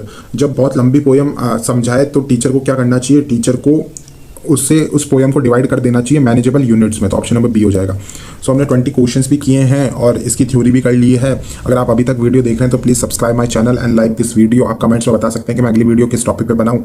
And see you in the next class, bye. Hello everyone, I welcome you all to my channel the fellowship of the pen. So आज जो हमारा topic रहेगा वो रहेगा communicative language teaching, जिसे कहते हैं CLT, ठीक है। सो ये RPSC सेकंड ग्रेड के सेकंड पेपर में ये दे रखा है और वेरियस स्टेट कॉम्पिटिटिव एग्जाम्स में ये दे रखा है। जो बीएड कर रहे हैं इंग्लिश लिटरेचर से, उनके कॉलेज एजुकेशन में भी ये टॉपिक दे रखा है। So let's start. तो CLT moves from linguistic competency knowing the rules to communicative competency. तो ये जो लिंग्विस्टिक कॉम्पिटेंसी है ना, ये जो हम एक तो होता है लिंग्विस्टिक कॉम्पिटेंसी से ये मूव करके ये कम्युनिकेटिव कॉम्पिटेंसी पे चला गया। इन सिंपल वर्ड्स, लाइक हम कभी किसी से बात करते हैं तो एक तो हम सिर्फ एक सेंटेंस बोल रहे हैं, एक हम उसके अंदर इमोशंस डाल रहे हैं, हमारे अंदर एक मैनिपुलेटिव, एक अपीजिव टोन होनी चाहिए, है ना, कि ability to use language appropriately in real life context. हम उस जो भी हमने स्ट्रक्चर सीखे हैं या लैंग्वेज सीखी है, हम उसको रियल लाइफ सिचुएशन में हम उसको यूज़ कर पा रहे हैं क्या, वही CLT सिखाता है। CLT सिर्फ लैंग्वेज नहीं सिखाता, लैंग्वेज को एक अप्रोप्रिएट रियल लाइफ कॉन्टेक्स्ट में यूज़ करने का तरीका सिखाने वाला CLT ही है, ठीक है। तो ये moves from linguistic competency to communicative competency की ये बात करता है, ठीक है। तो कम्युनिकेटिव कॉम्पिटेंसी जो CLT है वो कैनाल एंड स्वेन ने इसके 4 पिलर्स बताए। वो 4 पिलर्स है। फर्स्ट तो है ग्रामेटिकल कॉम्पिटेंसी, ठीक है। सेकंड है सोशियो लिंग्विस्टिक कॉम्पिटेंसी, ठीक है। थर्ड है डिस्कोर्स कॉम्पिटेंसी और फोर्थ है स्ट्रेटेजिक कॉम्पिटेंसी, ठीक है। तो CLT के जो 4 पिलर्स बताए हैं, किसने बताया? कैनाल और स्वेन ने। तो ग्रामेटिकल कॉम्पिटेंसी में तो आ जाता है सिंटैक्स, वोकेबलरी, मॉर्फोलॉजिकली, ठीक है, ये यूज़ करना। सोशियो लिंग्विस्टिक में आ जाता है कि आप किस सोशल कॉन्टेक्स्ट में कितना अच्छा बोल पा रहे हो, पोलाइटनेस से, रजिस्टर्स, ये आ जाते हैं। C आता है डिस्कोर्स कॉम्पिटेंसी। डिस्कोर्स कॉम्पिटेंसी में आ जाता है कि आप कितनी एबिलिटी है कि आप कंबाइन कर सकते हो form to achieve a unified spoken written text, ठीक है, आप डिस्कोर्स कर पा रहे हो क्या, ठीक है। और डी है स्ट्रेटेजिक कॉम्पिटेंसी, जिसमें आता है ability to compensate for breakdowns in communication, ठीक है, हम गेस्चर यूज़ कर पा रहे हैं, पैराफ्रेजिंग यूज़ कर पा रहे हैं। फिर इसमें जो अप्रोच होती है वो फंक्शनल अप्रोच का इसमें यूज़ होता है। Language is taught as a tool to do things, like हमें जो लैंग्वेज सिखाई जाती है वो फंक्शनल सिखाई जाती है, जैसे जो कि हमारे रियल लाइफ सिचुएशंस में सिखाई जाती है, और वो रियल लाइफ सिचुएशन में वर्क भी आनी चाहिए, लाइक रिक्वेस्टिंग, अपोलोजाइजिंग या परसुएडिंग, है ना। तो ऐसा सिखाया जाता है। इसमें जो ऑथेंटिक मटेरियल होता है, इसमें रियल वर्ल्ड टेक्स्ट यूज़ करा जाता है, लाइक न्यूज़पेपर, टाइम टेबल्स, ठीक है। आर्टिफिशियल टेक्स्ट बुक की जगह यहाँ पे रियल लाइफ न्यूज़पेपर्स का यूज़ किया जाता है, ठीक है। और ये लर्नर सेंटर होती है, इसमें लर्नर टॉक टाइम ज़्यादा रहता है टीचर टॉक टाइम से, तो आप ये याद रखना, LTT इसमें ज़्यादा होता है TTT से, ठीक है। अब इसमें जो मेथडोलॉजी प्रिंसिपल जो ये फॉलो करता है, तो यहाँ पे फ्लुएंसी और एक्यूरेसी पे ज़्यादा फोकस किया जाता है, ठीक है। सेकंड, जो इन्फॉर्मेशन गैप है, ये ऐसी एक्टिविटीज़ करवाई जाती है कि लर्नर्स है ना have to communicate to solve a task where information is missing, जैसे किसी को कुछ आ नहीं रहा, तो वो ऐसा उससे एक एक्टिविटी करवाएंगे कि उसका जो गैप है, इन्फॉर्मेशन गैप, वो उसका पूरा हो जाए, या फिर वो अपने दोस्त से वो गैप कंप्लीट कर ले, ठीक है। एक्लेक्टिक अप्रोच क्या होती है, टीचर इंटीग्रेट करते हैं various method like structural, function, depending on student needs. तो एक्लेक्टिक अप्रोच क्या होती है, mixing of structural and functional, ठीक है। अब इस पर हम क्वेश्चन देख रहे हैं। Question number 1, what is the primary goal of CLT। तो CLT का प्राइमरी गोल क्या होता है, कम्युनिकेटिव कॉम्पिटेंसी डेवलप करना। क्वेश्चन नंबर 2, वो is credited with the term communicative competency. तो ये टर्म जो किसने दी, तो ये टर्म डेल हाइम्स ने दी, आप याद रखना, डेल हाइम्स ने ये टर्म दी है। Question number 3, which competency involving knowing how to use language in a specific social context. तो कौन सी कॉम्पिटेंसी है जो कि हमें सिखाती है कि हमें सोसाइटी में कैसे बात करनी है ना, सोशल कॉन्टेक्स्ट में कैसे बात करनी है, तो सोशियो लिंग्विस्टिक है, ठीक है। Question number 4, information gap activities are design to. Information gap activities होती है वो कैसे डिज़ाइन की जाती है, ताकि जो फोर्स लर्नर टू टॉक के वो बातचीत करे और अपने जो भी उसका गैप है इन्फॉर्मेशन, वो एक्टिविटीज़ के माध्यम से वो उन्हें पूरा कर ले, तो फोर्स लर्नर टू टैक, ठीक है। Question number 5, which pillar of competency involve using gesture और पैराफ्राइजिंग, ये यूज़ करना, ये आ जाता है स्ट्रेटेजिक में, जहाँ पे हम गेस्चर यूज़ कर रहे हैं, पैराफ्रेजिंग यूज़ कर रहे हैं, है ना। तो ये गेस्चर और पैराफ्रेजिंग हम यूज़ करते हैं स्ट्रेटेजिक में, ठीक है। ग्रामेटिकल में तो वोकेबलरी, ठीक है, हमारा स्ट्रेस, इन टोन, ठीक है, ये। और डिस्कोर्स में हम जो डिबेट करने के लिए और या फिर परसुएडिंग जो टॉक करते हैं वो आ जाएगा डिस्कोर्स में, और सोशल लिंग्विस्टिक में आ जाएगा सोसाइटी के अकॉर्डिंग हम जो बात करते हैं। स्ट्रेटेजिक में आएगा गेस्चर और paraphrasing. Question number 6, in CLT the primary role of teacher is, जो प्राइमरी रोल होता है टीचर का वो होता है फैसिलिटेटर एंड एडवाइजर, ठीक है। Question number 7, which material are preferred in CLT। तो रियल टाइम न्यूज़पेपर को यूज़ करते हैं, यहाँ पे आर्टिफिशियल टेक्स्ट बुक्स को अवॉइड करते हैं, तो ऑथेंटिक रियल वर्ल्ड टेक्स्ट को करते हैं, जैसे कि newspaper. What does TTT stand for. TTT होता है टीचर टॉक टाइम, ठीक है।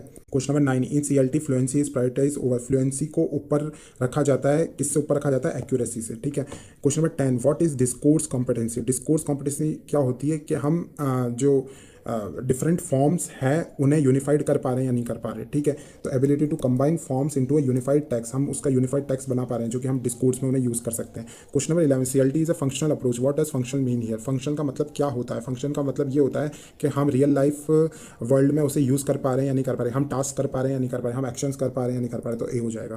Question number 12, which of these is not a component of communicative competency according to Canale and Swain. तो कैनाल एंड स्वेन ने ग्रामेटिकल दिया था, सोशल लिंग्विस्टिक दिया था, स्ट्रेटेजिक दिया था, और फोर्थ उन्होंने दिया था डिस्कोर्स। तो इसमें लिटरेरी जो है वो उन्होंने नहीं दिया, तो B would be the correct answer. Question number 13, why are CLT activities often learner center. ये लर्नर सेंटर क्यों होती है इतना ज़्यादा, बिकॉज क्योंकि हमें लर्नर्स को तैयार करना है कि वो रियल लाइफ सिचुएशन में बात करें, इसलिए हमें लर्नर से ही प्रैक्टिस करवाई जाती है, because learner need to practice real communication, ठीक है। Question number 14, what is the focus of CLT errors. जो अगर किसी से एरर होता है CLT एरर, तो क्या करना चाहिए, तो उसे natural part of the communication का पार्ट मानना चाहिए, और टीचर को बाद में उसे सही कर देना चाहिए, लेकिन एट द मोमेंट उसका फ्लो नहीं बिगाड़ना चाहिए, ठीक है। ऑप्शन नंबर बी हो जाएगा। Question number 15, what is eclecticism in language teaching. Eclecticism क्या होता है, तो जैसा कि हमने पढ़ा था, एक्लेक्टिसिज्म होता है जब हम इंटीग्रेट करते हैं best aspect of multiple methods, जैसे मल्टीपल मेथड्स को हम लाइक फंक्शनल मेथड हो गया, स्ट्रक्चरल मेथड हो गया, इन दोनों को मिक्स करके जो अप्रोच और जो टीचिंग बनती है वो एक्लेक्टिसिज्म बनती है, ठीक है। तो mixing of integrating the best aspect of multiple methods, तो ये होता है eclecticism. Question number 16, how does CLT view the role of the learner. तो लर्नर का रोल क्या होता है, एक्टिव होता है, ठीक है। तो ऑप्शन में बी हो जाएगा। Question number 17, which of the following is a classic CLT classroom activity.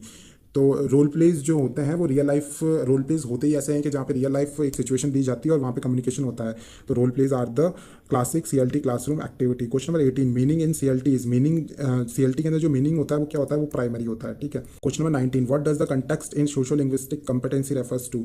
Context का मतलब क्या होता है, तो the situation, speaker and intent, जो ये होता है इसका मतलब होता है कंटेक्स्ट। कंटेक्स्ट का मतलब होता है कि क्या सिचुएशन चल रही है, मैं जहाँ बात कर रहा हूँ तो वो कैसी सिचुएशन है। वहाँ पे सैडनेस है तो मैं थोड़ा सा अपनी टोन नीचे रखूंगा, वहाँ एक्साइटमेंट है तो मैं टोन ऊपर रखूंगा, ठीक है। फॉर्मल है तो मैं फॉर्मल वर्ड्स का यूज़ रखूंगा, ठीक है। तो इंटेंट को देखा जाता है, ठीक है। Question number 20, which method did CLT largely replace in the modern communicative curriculum. तो किस मेथड को CLT ने रिप्लेस किया था, तो डायरेक्ट मेथड को भी रिप्लेस किया, स्ट्रक्चरल अप्रोच को भी रिप्लेस किया। तो ऑप्शन A एंड B दोनों हो जाएंगे, तो ऑप्शन C हो जाएगा इसका आंसर। तो हमने 20 क्वेश्चन भी देखे हैं और हमने इसकी थ्योरी भी की है। होप आप लोगों को ये क्लास से समझ में आया होगा। सो अभी तक देख रहे हैं तो please subscribe my channel and like this video and see you in the next class. Bye. And आप कमेंट्स में आप मुझे बता सकते हैं कि मैं नेक्स्ट वीडियो किस टॉपिक पे बनाऊं। Thank you. Hello everyone, welcome back to my channel the fellowship of the pen. So आज हमारा जो टॉपिक रहेगा वो रहेगा डायरेक्ट मेथड। ये वेरियस जिन्होंने इंग्लिश लिटरेचर ले रखा है तो इंग्लिश पेडागॉजी के अंदर ये टॉपिक आता है, सीटेट के अंदर ये आता है, रीट के अंदर और RPSC सेकंड ग्रेड मेनली उसके अंदर ये दे रखा है। So let's start with the topic, ठीक है। तो डायरेक्ट मेथड क्या होता है, हमने पिछली क्लास में जैसे ग्रामर ट्रांसलेशन मेथड पढ़ लिया था। तो ग्रामर ट्रांसलेशन मेथड बहुत रूट मेमोरी पे फोकस करता है। सो ये डायरेक्ट मेथड है ना, ये इसके अगेंस्ट ही आया था, नेचुरल रिएक्शन था ये इसके अगेंस्ट, ठीक है, rigidity of grammar translation method के। और जो core philosophy is that language should be acquired not just learned, कि हम इतनी रोट मेमोराइज करते हैं ग्रामर ट्रांसलेशन मेथड में, तो लैंग्वेज है ना अक्वायर्ड होनी चाहिए। क्या होनी चाहिए, लैंग्वेज अक्वायर्ड करनी चाहिए, ना कि सिर्फ लर्न करनी चाहिए। और mirroring the way children learn their first language, like हमें मिरर नहीं करना चाहिए कि जो मदर टंग होती है, मदर टंग जैसा बच्चा बोलता है वैसे मिरर करके हमने उसे ग्रामर ट्रांसलेशन मेथड कर दें। इसके बजाय हमें जो लैंग्वेज है उसे एक्वायर्ड करनी चाहिए, ठीक है। तो इसका ओरिजिन हम देखें तो ये एक इसको नेचुरल मेथड कहते हैं। जैसे ग्रामर ट्रांसलेशन मेथड को तो क्लासिकल मेथड कहते थे, इसे क्या कहते हैं, नेचुरल मेथड कहते हैं। रिफॉर्म लाया ये तो रिफॉर्म मेथड कहते हैं, और बर्टलेट्स मेथड कहते हैं। क्या कहते हैं, नेचुरल मेथड कहते हैं, रिफॉर्म मेथड कहते हैं और बर्टलेट्स मेथड कहते हैं, ठीक है। और ये इमर्ज हुआ था 19th सेंचुरी के अंदर। कहाँ पे हुआ था ये, 19th सेंचुरी के अंदर ये हुआ था। और ये फ्रांस और जर्मनी के अंदर इसका इफेक्ट देखते हैं। और ये रेस्पॉन्स आया था as a failure of grammar translation method में, है ना, ठीक है। और इसके जो की प्रोपाउंडर थे, जैसे यहाँ बर्टलेट्स मेथड आया तो चार्ल्स बर्टलेट्स थे, ठीक है। और फ्रांसिस गोइन थे, जिन्होंने कौन थे, एक तो चार्ल्स बर्टलेट्स थे और एक फ्रांकोइस गोइन थे, जो सीरीज मेथड इज अ की फॉरनर, ठीक है। थ्योरेटिकल बेसिस ये जो इस पे बिलीव करता है, जैसे ग्रामर ट्रांसलेशन मेथड तो फैकल्टी साइकोलॉजी पे बिलीव करता है, ये नेचुरलिस्टिक और नेटिविस्ट थ्योरी पे बिलीव करता है, ठीक है। ये कहता है कि जो L2 जो लैंग्वेज 2 एक्विजिशन होगा ना, वो should be mimic L1 child acquisition, ठीक है। जैसे हम L1 मदर टंग होती है, हम बचपन में 3-4 साल में सीख जाते हैं, तो वैसे ही L2 भी हमें वैसे ही सीखनी चाहिए। हम जब L1 सीखते हैं, जब हम मदर टंग हमारी सीखते हैं, तो हम किसी लैंग्वेज पे डिपेंडेंसी नहीं होती हमारी, हम सिर्फ सोली लैंग्वेज 1 ही सीखते हैं। तो लैंग्वेज 2 भी लैंग्वेज 1 पे एक डिपेंडेंसी नहीं होनी चाहिए, लैंग्वेज 2 भी एक सोली और वैसे ही सीखनी चाहिए, ठीक है। डायरेक्ट एसोसिएशन प्रिंसिपल जो होता है, words phrase must be associated directly with the objects action और ideas without the intermediary of the native language. Like तो जो हम जैसे सोचते हैं, ठीक है, हम जैसे सोचते हैं, जो हमारे एक्शंस होते हैं, आइडियाज होते हैं, वो डिपेंडेंसी नहीं दिखानी चाहिए नेटिव लैंग्वेज पे, वो एक इंडिपेंडेंट होनी चाहिए, ठीक है। और वो एसोसिएटेड डायरेक्टली होने चाहिए, ठीक है। कई प्रिंसिपल क्या है, तो इसमें L2 पे ही फोकस करते हैं सिर्फ, है ना। जो टारगेट लैंग्वेज होती है, जो L2 होती है, वही मीडियम ऑफ इंस्ट्रक्शन होती है, ठीक है। और जो जैसे ग्रामर ट्रांसलेशन मेथड में मदर टंग का यूज होता है, यहाँ पे प्रोहिबिटेड होती है ग्रामर ट्रांसलेशन मेथड, ठीक है। अब जो इंडक्टिव, यहाँ पे वो ग्रामर ट्रांसलेशन मेथड में डिडक्टिव का यूज होते थे, यहाँ पे इंडक्टिव ग्रामर का यूज होता है। किसका होता है, इंडक्टिव ग्रामर का। और यहाँ ऑरल फर्स्ट, लाइक जो बोलने की कला होती है ना, यहाँ डेवलप होती है। यहाँ लिसनिंग और स्पीकिंग को प्रायोरिटी दी जाती है। वहाँ पे किसको प्रायोरिटी दी जाती थी, वहाँ पे रीडिंग और राइटिंग को दी जाती थी, यहाँ पे लिसनिंग और स्पीकिंग को प्रायोरिटी दी जाती है, ठीक है। और जो एवरीडे वोकेबलरी होती है, तो क्या करते हैं, जो ओनली कॉमन जो कम्युनिकेशन वोकेबलरी होती है उसे एम्फेसाइज किया जाता है और उसे सिखाया जाता है डेमोन्स्ट्रेशन से और रियल लाइफ ऑब्जेक्ट से, ठीक है। रटाया नहीं जाता, डेमोन्स्ट्रेशन और रियल लाइफ ऑब्जेक्ट से सिखाया जाता है, ठीक है, वोकेब को। टीचर एंड लर्नर, और टीचर यहाँ पे जो होगा वो एज अ फैसिलिटेटर काम में करेंगे।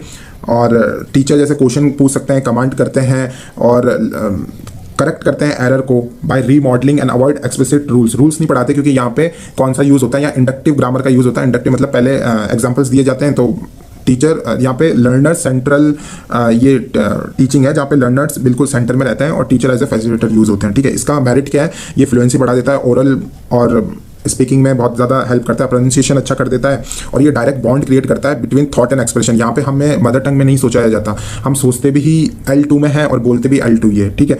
अब इसकी लिमिटेशन क्या है? इसकी लिमिटेशन हम देखें तो इसमें हाई प्रोफिशिएंसी ऑफ टीचर चाहिए, मतलब टीचर अगर स्किलफुल होगा तभी ये होगा, ठीक है। और ये बहुत बड़ी क्लासेस के लिए ये सही नहीं है, और ये नेगलेक्ट कर देता है रीडिंग और राइटिंग को, ठीक है। ये स्पीकिंग और लिसनिंग पे फोकस करता है, ठीक है। अब इस पे क्वेश्चन देख लें। Why is the direct method often called the natural method? Natural method क्यों बोलते हैं इसको? क्योंकि ये मिमिक करता है, जैसे हमने फर्स्ट लैंग्वेज सीखी हमें वैसे ही सीखनी है, तो ये नेचुरल है। जैसे हमने नेचुरल फर्स्ट लैंग्वेज सीखी वैसे ही हम ये जो टारगेट लैंग्वेज है ये भी हम, तो ये मिमिक करता है the way child acquired the first language, ठीक है। तो ऑप्शन नंबर बी हो जाएगा। Question number 2, what is the one basic rule of direct method? तो वन बेसिक रूल क्या है डायरेक्ट मेथड का? कि ट्रांसलेशन नहीं करना, translation is prohibited. Question number 3, how is grammar taught in the direct method? Direct method में grammar कैसे पढ़ाई जाती है? तो ग्रामर पढ़ाई जाती है इंडक्टिवली, ठीक है। Question number 4, in the direct method meaning is conveyed through? Meaning कैसे कन्वे होता है? तो डेमोन्स्ट्रेशन से, ओके, अब हमने जैसे पढ़ा था कि डेमोन्स्ट्रेशन से और रियल लाइफ एसोसिएशन से या फिर रियल लाइफ ऑब्जेक्ट से हम सीखते हैं, ठीक है। Question number 5, which skill is given primary importance in the direct method? Direct method में कौन सी स्किल सबसे ज्यादा इंपॉर्टेंस की जाती है? तो यहाँ पे लिसनिंग और स्पीकिंग को दी जाती है। क्वेश्चन नंबर 6, वो is the famous name associate with the establishment of direct method school? तो चार्ल्स बर्टलेट्स, ठीक है, ये मेन प्रोपाउंडर है। Question number 7, what is the role of the mother tongue in direct method? तो L1 का use strictly avoided और prohibited होता है, ठीक है। Question number 8, how does the teacher correct error in the direct method? तो teacher error को correct कैसे करते हैं डायरेक्ट मेथड में? तो through self correction and remodelling से और सेल्फ करेक्शन से, तो आप याद रखना। Question number 9, what is major practical limitation of direct method in India? India के अंदर ये हम डायरेक्ट मेथड का यूज क्यों नहीं कर सकते? क्योंकि इसमें एक तो ना छोटा होना चाहिए क्लास, ठीक है, और जो टीचर्स होंगे वो हाईली एफिशिएंट होने चाहिए, हाईली स्किलफुल होने चाहिए और हाईली फ्लुएंट होने चाहिए, तो ऑप्शन नंबर ए हो जाएगा। Question number 10, the direct method is a reaction against which method? तो ग्रामर ट्रांसलेशन मेथड के अगेंस्ट आया था। Question number 11, which technique does the direct method prefer for vocabulary teaching? Vocabulary के लिए ये क्या यूज करते हैं? ये direct association with object ideas use करते हैं। Question number 12, in the direct method reading and writing are introduce? Reading और राइटिंग इंट्रोड्यूस किए जाते हैं after oral foundation is build. Oral foundation जब बिल्ड हो जाता है उसके बाद में हम रीडिंग और राइटिंग के पास जाते हैं। Question number 13, why is the direct method considered less scientific? इसे लेस साइंटिफिक क्यों बोला गया है? बाद के जो इसके बाद में जो मेथड आया उससे ये लेस साइंटिफिक क्यों है? क्योंकि ये बेस्ड ऑन इंट्यूशंस पे बेस है, यहाँ पे कोई फॉर्मल कोई थ्योरी नहीं है। ये जैसे मिमिक्री करते हैं, जैसे L1 हम सीख जाते हैं वैसे ही हम L2 भी सीख जाएंगे, तो ये इंट्यूशन पे बेसिस है, ठीक है, इसके पीछे कोई थ्योरी नहीं है, इसे लेस साइंटिफिक कहते हैं। Question number 14, what characterise the learner in the direct method classroom? तो लर्नर को क्या कैरेक्टराइज किया, कैसे किया जाता है? तो लर्नर जो होते हैं वो एक्टिव कम्युनिकेटर होते हैं, ऑप्शन नंबर बी हो जाएगा। Question number 15, the syllabus of direct method is generally based on? जो सिलेबस होता है वो जनरली बेस्ड किया जाता है सिचुएशन एंड टॉपिक, यहाँ सिचुएशन क्रिएट की जाती है और टॉपिक पे होता है, ठीक है। Question number 16, what does the direct method priorities regarding language? Direct method क्या प्रायोरिटाइज करता है लैंग्वेज के प्रति, ठीक है, तो स्पोकन लैंग्वेज एंड कम्युनिकेशन को प्रायोरिटाइज करता है। Question number 17, which of following is the merit of direct method? Direct method का एक मेरिट क्या है? तो ये इसका प्लस पॉइंट क्या है? तो ये नेचुरल फ्लुएंसी को प्रमोट करता है, ठीक है। ये easy to implement large classroom में तो ये नहीं कर पाता, तो ये तो नहीं होगा। Does not require fluent teacher? हाँ, इसमें बहुत ज़्यादा फ्लुएंट टीचर चाहिए और स्किलफुल टीचर चाहिए, तो ये भी नहीं होगा। Use L1 as a scaffold? नहीं, वो ग्रामर ट्रांसलेशन मेथड में होता है जहाँ पे हम L1 को यूज़ करते हैं, यहाँ पे नहीं होते, ठीक है। Question number 18, the direct method is also known as the reform method? इसे रिफॉर्म मेथड भी कहते हैं क्योंकि ये अगेंस्ट आया था GTM के, ग्रामर ट्रांसलेशन मेथड के, तो ऑप्शन नंबर बी हो जाएगा। Question number 19, what is the teacher's role during a direct method lesson? तो टीचर फैसिलिटेटर और मॉडल का काम करते हैं। Question number 20, everyday vocabulary in the direct method is taught through? तो जो एवरीडे वोकेबुलरी होती है वो सिखाई जाती है बाय गेस्चर से और एसोसिएशन से, ठीक है, ऑप्शन नंबर बी हो जाएगा। So thank you for watching. आप अभी तक देख रहे हैं तो please subscribe my channel and like this video. आप कमेंट्स में बता सकते हैं कि मैं अगली वीडियो किस टॉपिक पे बनाऊं, and see you in the next class. Bye and welcome back to my channel the fellowship of the pen. So आज हमारा जो टॉपिक रहेगा वो रहेगा ग्रामर ट्रांसलेशन मेथड।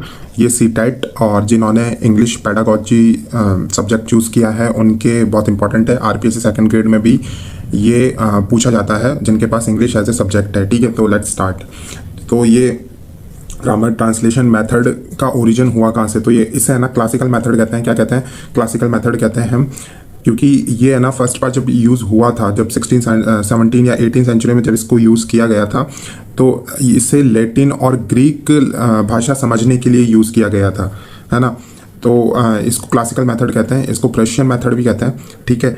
और इसका एक और नाम है हॉर्स एंड बग्गी मेथड। तो USA में क्या कहते हैं? Horse and buggy classical method कहते हैं और प्रशियन मेथड कहते हैं, ठीक है। लेट 18 और 19 सेंचुरी के अंदर इसका ओरिजिनेट माना जाता है, जिन्होंने किया था कार्ल प्लॉट्स ने इसका ओरिजिनेट किया था लेट 18th और 19th सेंचुरी के अंदर, ठीक है। अब ये कौन सी थ्योरी के बेस पे है, तो ये है ना फैकल्टी साइकोलॉजी पे बेसिस है। तो फैकल्टी साइकोलॉजी कहती क्या है, ये कहती है कि जो मेंटल जो हमारा दिमाग है ना उसे लॉजिक और एनालाइज करवाते रहो, और मेंटल डिसिप्लिन पे बेसिस है ये, ठीक है। और ये जो होता है जब हम ये डिसिप्लिन करते हैं तो ये जो फैकल्टीज ऑफ द माइंड है ना उसको ट्रेन कर देता है, ठीक है। और इसमें लाइक इसको थ्योरी लेस मेथड भी कहते हैं, ठीक है। क्या कहते हैं, थ्योरी लेस मेथड। तो इसको क्लासिकल मेथड कहते हैं, और लैटिन और ग्रीक भाषा को समझने के लिए इसका यूज़ किया जाता था। पर्शियन मेथड कहते हैं, हॉर्स एंड बगी मेथड कहते हैं। कार्ल प्लॉट्स इसके प्रोपाउंडर थे, और ये फैकल्टी साइकोलॉजी पे बेसिस है। तो इन सिंपल वर्ड्स इसमें होता क्या है, इसमें जैसे हम जैसे मैंने इंग्लिश का कोई सेंटेंस लिख लिया, अब मुझे वो समझना है तो मैं आपको उसको हिंदी में ट्रांसलेट करूँगा, या फिर मुझे इंग्लिश में कोई सेंटेंस बनाना है तो मैं हिंदी का पहले सेंटेंस लिखूंगा और फिर उसे हिंदी को मैं इंग्लिश में ट्रांसलेट करूँगा। तो इसमें जो मदर टंग होती है, जो हिंदी है, हिंदी का भी रोल है। तो ये है ना, mother tongue is the primarily medium of instruction and the main tool of explaining grammar और वोकेबुलरी, ठीक है। तो मैं कन्वर्ट जब करूँगा हिंदी को सेंटेंस को इंग्लिश में, तो मैं समझूंगा कौन सी भाषा में, मैं हिंदी में ही समझूंगा कि मतलब ये अब ऐसा कर लो, यहाँ पे पीछे ह आ रहा है, ता आ रहा है। तो जैसे लाइक जो ओल्ड जैसे हम इंग्लिश सीखते थे, हम सेंटेंस के पीछे था आ रहा है तो हम पास्ट का यूज़ करते थे, वॉज वर, एंड हे आ रहा है ह, तो हम लाइक प्रेजेंट का यूज़ करते थे। और लाइक ग आ रहा है कि वो जाएगी, जाएगा, तो हम फ्यूचर का यूज़ करते थे। तो ये इस तरीके से इसमें मीडियम ऑफ इंस्ट्रक्शन हमेशा मदर टंग होती है, ठीक है। और गोल क्या होता है इसका गोल होता है ताकि क्लासिकल लिटरेचर पढ़ लिया जाए और इंटेलेक्चुअल डिसिप्लिन डेवलप कर दिया जाए, है ना। इसमें ना ओरल कम्युनिकेशन हो नहीं पाता, ठीक है। और इसमें जो ग्रामर टेक्निक यूज़ होती है वो डिडक्टिवली होती है, टॉट डिडक्टिवली, ठीक है। डिडक्टिव का मतलब क्या होता है, पहले है ना हमने रूल्स ज़्यादा पढ़ाते हैं, उसके बाद में हमें एग्जाम्पल दिए जाते हैं, है ना। तो रूल्स और मेमोराइजेशन इस पे इसका बेसिस होता है, ठीक है। और इसमें जो वोकैब डेवलप होती है वो बाइलिंगुअल होती है, ठीक है, क्योंकि दोनों लैंग्वेज का यूज़ होता है ना। और स्किल्स जो है ये इसमें रीडिंग और राइटिंग स्किल्स तो डेवलप हो जाती है, वही प्राइमरी है। बाकी लिसनिंग और स्पीकिंग स्किल डेवलप हो नहीं पाती, यानी आप बोल नहीं पाओगे, आप सुन नहीं पाओगे। इसमें सिर्फ रीडिंग, क्योंकि ये लैटिन और ग्रीक लैंग्वेज को पढ़ने के लिए ही यूज़ हुई थी, तो इसमें सिर्फ रीडिंग और राइटिंग ही डेवलप हो पाती है। इसमें जो नेचर ऑफ लैंग्वेज है, language is viewed as a body of rules and vocabulary. इसमें जो लैंग्वेज है उसको रूल्स और वोकेबलरी की तरह ही देखा जाता है, जिसे एनालाइज करते हैं, ठीक है। और ये इंटरेक्शन की तरह यूज़ नहीं किया जाता, ठीक है। क्लासरूम प्रोसीजर जहाँ होता है तो वहाँ पे टीचर को यहाँ मेन अथॉरिटी होता है, टीचर एक सेंट्रल फिगर होता है। क्लासरूम बुक ओरिएंटेड होता है, टीचर सेंट्रल होता है, ठीक है। और ट्रांसलेशन ही सेंट्रल एक्टिविटी होता है, ठीक है। मेरिट्स क्या है इसके मेरिट्स ये हैं कि मतलब ये है ना लार्ज क्लासरूम में काम आ जाती है, ठीक है। इसमें कोई इक्विपमेंट की जरूरत नहीं पड़ती, और ये है ना रीडिंग और राइटिंग के लिए ये सही है, यूजफुल फॉर रीडिंग लिटरेचर। जैसे पुराने हम कोई ओल्ड ग्रंथ पढ़ रहे हैं, लैटिन और ग्रीक के बुक्स पढ़ रहे हैं, तो वहाँ पे शुरू में ये विदाउट इक्विपमेंट और ये फटाफट ट्रांसलेट कर दिया इससे कर लिया जाता है, तो ये रीडिंग और राइटिंग में ये काम आ जाता है, ठीक है। और इसमें explicit knowledge of grammar rules की एक अच्छी नॉलेज हो जाती है। डीमेरिट क्या है, इससे हम बोल नहीं सकते, ये है ना ऑरल स्किल्स को बिल्कुल डिमिनिश करता है, ठीक है। और मदर टंग इन्फ्लुएंस होता है तो बाइलिंगुअल बन जाते हैं, ठीक है। और ये एक आर्टिफिशियल लैंग्वेज क्रिएट कर देता है, क्योंकि इसमें प्रोनाउंसिएशन पे कोई ध्यान नहीं दिया जाता, तो ये जो लैंग्वेज बनती है ये एक आर्टिफिशियल जैसे साउंड करती है, और ये क्रिएटिव और नेचुरल एस्पेक्ट ऑफ एक्विजिशन को भी अवॉइड करती है। Question number 1, which method is historically referred to as the classical method. So कौन सा वो मेथड है जिसको क्लासिकल मेथड कहते थे, तो GTM हो जाएगा, ग्रामर ट्रांसलेशन मेथड, ठीक है। Question number 2, GTM relies on which psychology theory it justification. तो ये फैकल्टी साइकोलॉजी पे बेसिस है, ठीक है। In GTM how is the vocabulary primarily acquired. तो इसमें GTM में ग्रामर ट्रांसलेशन मेथड में वोकेबलरी कैसे ली जाती है, तो memorisation of bilingual word list, ठीक है ना। तो इसमें रोट लर्निंग करी जाती है, हिंदी टू इंग्लिश जो वर्ड्स का मीनिंग होता है वो रटा जाता है। Question number 4, which language skill is the least emphasised in GTM। तो लीस्ट एम्फेसाइज किस पे, तो ओरल टेक्निक लाइक स्पीकिंग को सबसे ज़्यादा इसमें लीस्ट एम्फेसाइज किया जाता है, ठीक है। इसमें राइटिंग को तो एम्फेसाइज किया जाता है, ठीक है। और क्वेश्चन नंबर 5, और ट्रांसलेशन भी किया जाता था, तो डी ऑप्शन होगा नहीं। Question number 5, GTM use a deductive approach. What does this mean. Deductive मतलब पहले रूल्स पढ़ा दिए और उसके बाद में उसके एग्जांपल्स, तो ऑप्शन नंबर बी हो जाएगा।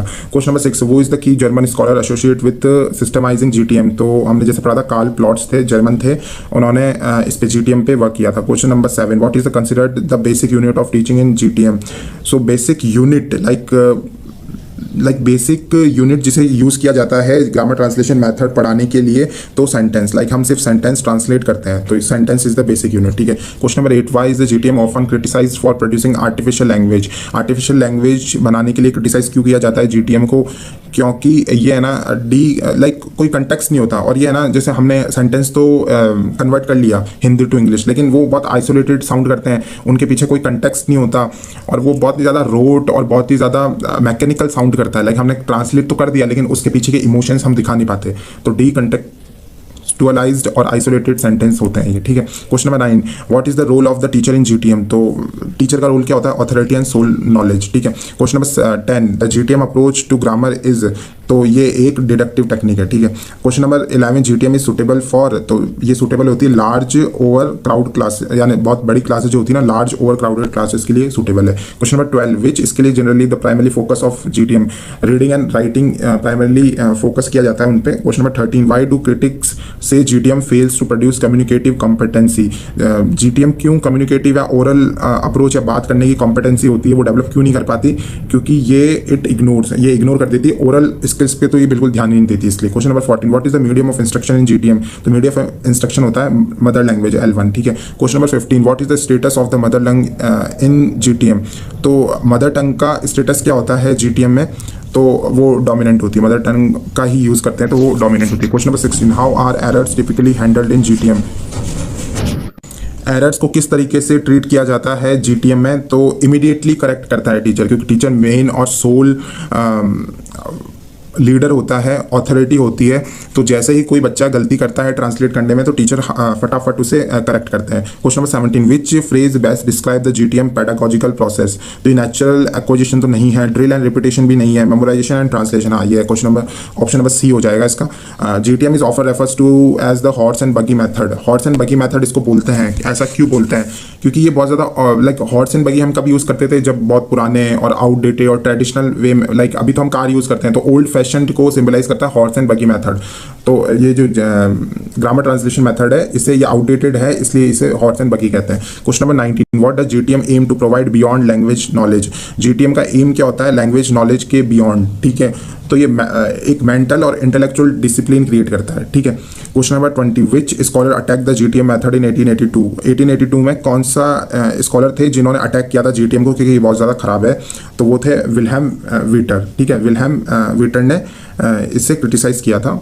सो हमने 20 क्वेश्चंस किए हैं, और अभी तक आप वीडियो देख रहे हैं तो please subscribe my channel and like this video. आप कमेंट्स में बता सकते हैं कि मैं अगली वीडियो किस टॉपिक पे बनाऊं, और आप को आई होप ये टॉपिक बिल्कुल समझ में आ गया होगा।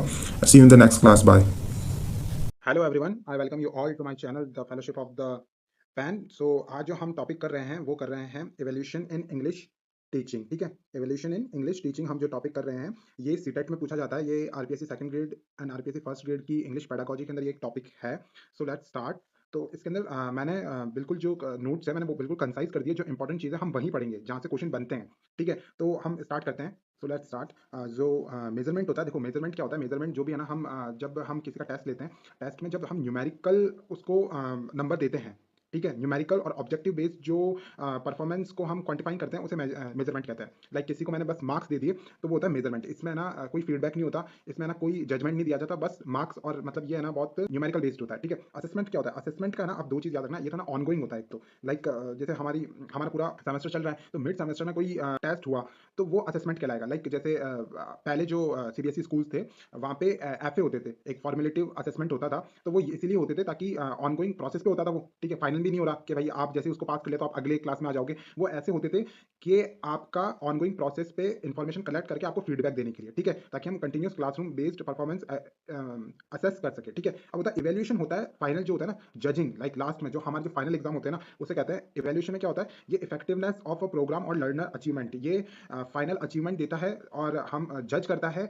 और ये बताता है कि जो लर्नर है वो आगे वाली क्लास में जाने के लिए रेडी है या नहीं है, ठीक है। वैलिडिटी क्या होता है? वैलिडिटी होता है जो डिग्री एक टेस्ट होता है, जो डिग्री वो टेस्ट करता है उसी को वैलिडिटी कहते हैं। लाइक कोई भी टेस्ट है तो वो क्या जज कर रहा है, ठीक है, तो वह उसकी वैलिडिटी है, ठीक है। रिलायबिलिटी क्या होती है, अगर कोई इंसान कंसिस्टेंसी टेस्ट स्कोर कर रहा है डिफरेंट कंडीशन में और डिफरेंट टेस्टर्स के साथ में, तो वो उसकी रिलायबिलिटी है, ठीक है।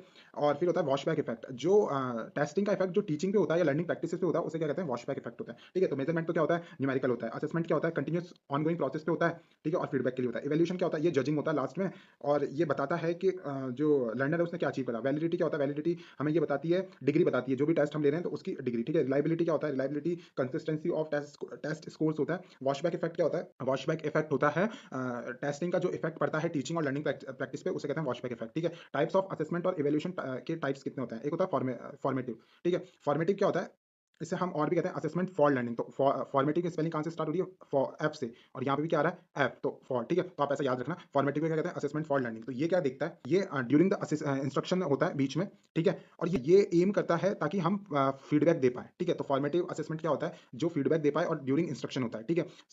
समेटिव असेसमेंट क्या होता है, समेटिव को कहते हैं असेसमेंट ऑफ लर्निंग, क्या कहते हैं, समेटिव ऑफ लर्निंग कहते हैं, है ना। और ये होता है एंड में, एंड ऑफ यूनिट टर्म में होता है, और ये है ना अचीवमेंट को दिखाता है। लाइक के जो एक लर्नर है वो जो उसने लर्न किया उस बेसिस पे वो अगली क्लास में जाएगा और सर्टिफाई क्या उसने ये अचीव कर लिया है तो वो सर्टिफिकेट देता है, ठीक है। तो फॉर्मेटिव जो होता है उसे कहते हैं असेसमेंट फॉर लर्निंग, ठीक है, और ये ऑनगोइंग प्रोसेस पे होता है और ये फीडबैक देता है। और वहीं सबमिटिव जो होता है वो सर्टिफिकेट देता है और ये एंड में होता है, ठीक है। अब होता है डायग्नोस्टिक इवैल्यूएशन। डायग्नोस्टिक क्या होता है, डायग्नोस्टिक ये होता है कि जैसे कोई लर्नर है तो उसमें उसको किसी चीज में दिक्कत आ रही है, तो डायग्नोस्टिक इवैल्यूएशन वो होता है कि हम लाइक जो लर्नर की लर्निंग डिफिकल्टीज है, लाइक हम एक टेस्ट ले लिया किसी का ऑनगोइंग पे, वो कह रहा है मुझे इस टॉपिक पे दिक्कत आ रही है, तो हमने टेस्ट लिया, फिर सच में अगर उसने उसमें कम स्कोर किए तो हमें पता चल जाता है, यानी हम जो लर्निंग डिफिकल्टीज को आइडेंटिफाई करने के लिए जो टेस्ट करते हैं उसे कहते हैं डायग्नोस्टिक इवैल्यूएशन। तो आप ये याद रखना। और डायग्नोस्टिक इवैल्यूएशन के बाद में हम क्या करते हैं, रिमेडियल इंस्ट्रक्शन देते हैं, उसे क्या देते हैं, रेमेडियल इंस्ट्रक्शन के, जिस चीज में उसको प्रॉब्लम आ रही है तो उसके लिए उसको रेमेडियल इंस्ट्रक्शन देते हैं। तो डायग्नोस्टिक क्या होता है, एक pin point specific learning difficulty को हम जब एसेस करते हैं तो उसे डायग्नोस्टिक कहते हैं ना। फिर होता है प्लेसमेंट इवैल्यूएशन। प्लेसमेंट क्या होता है, प्लेसमेंट मतलब किसी को कहीं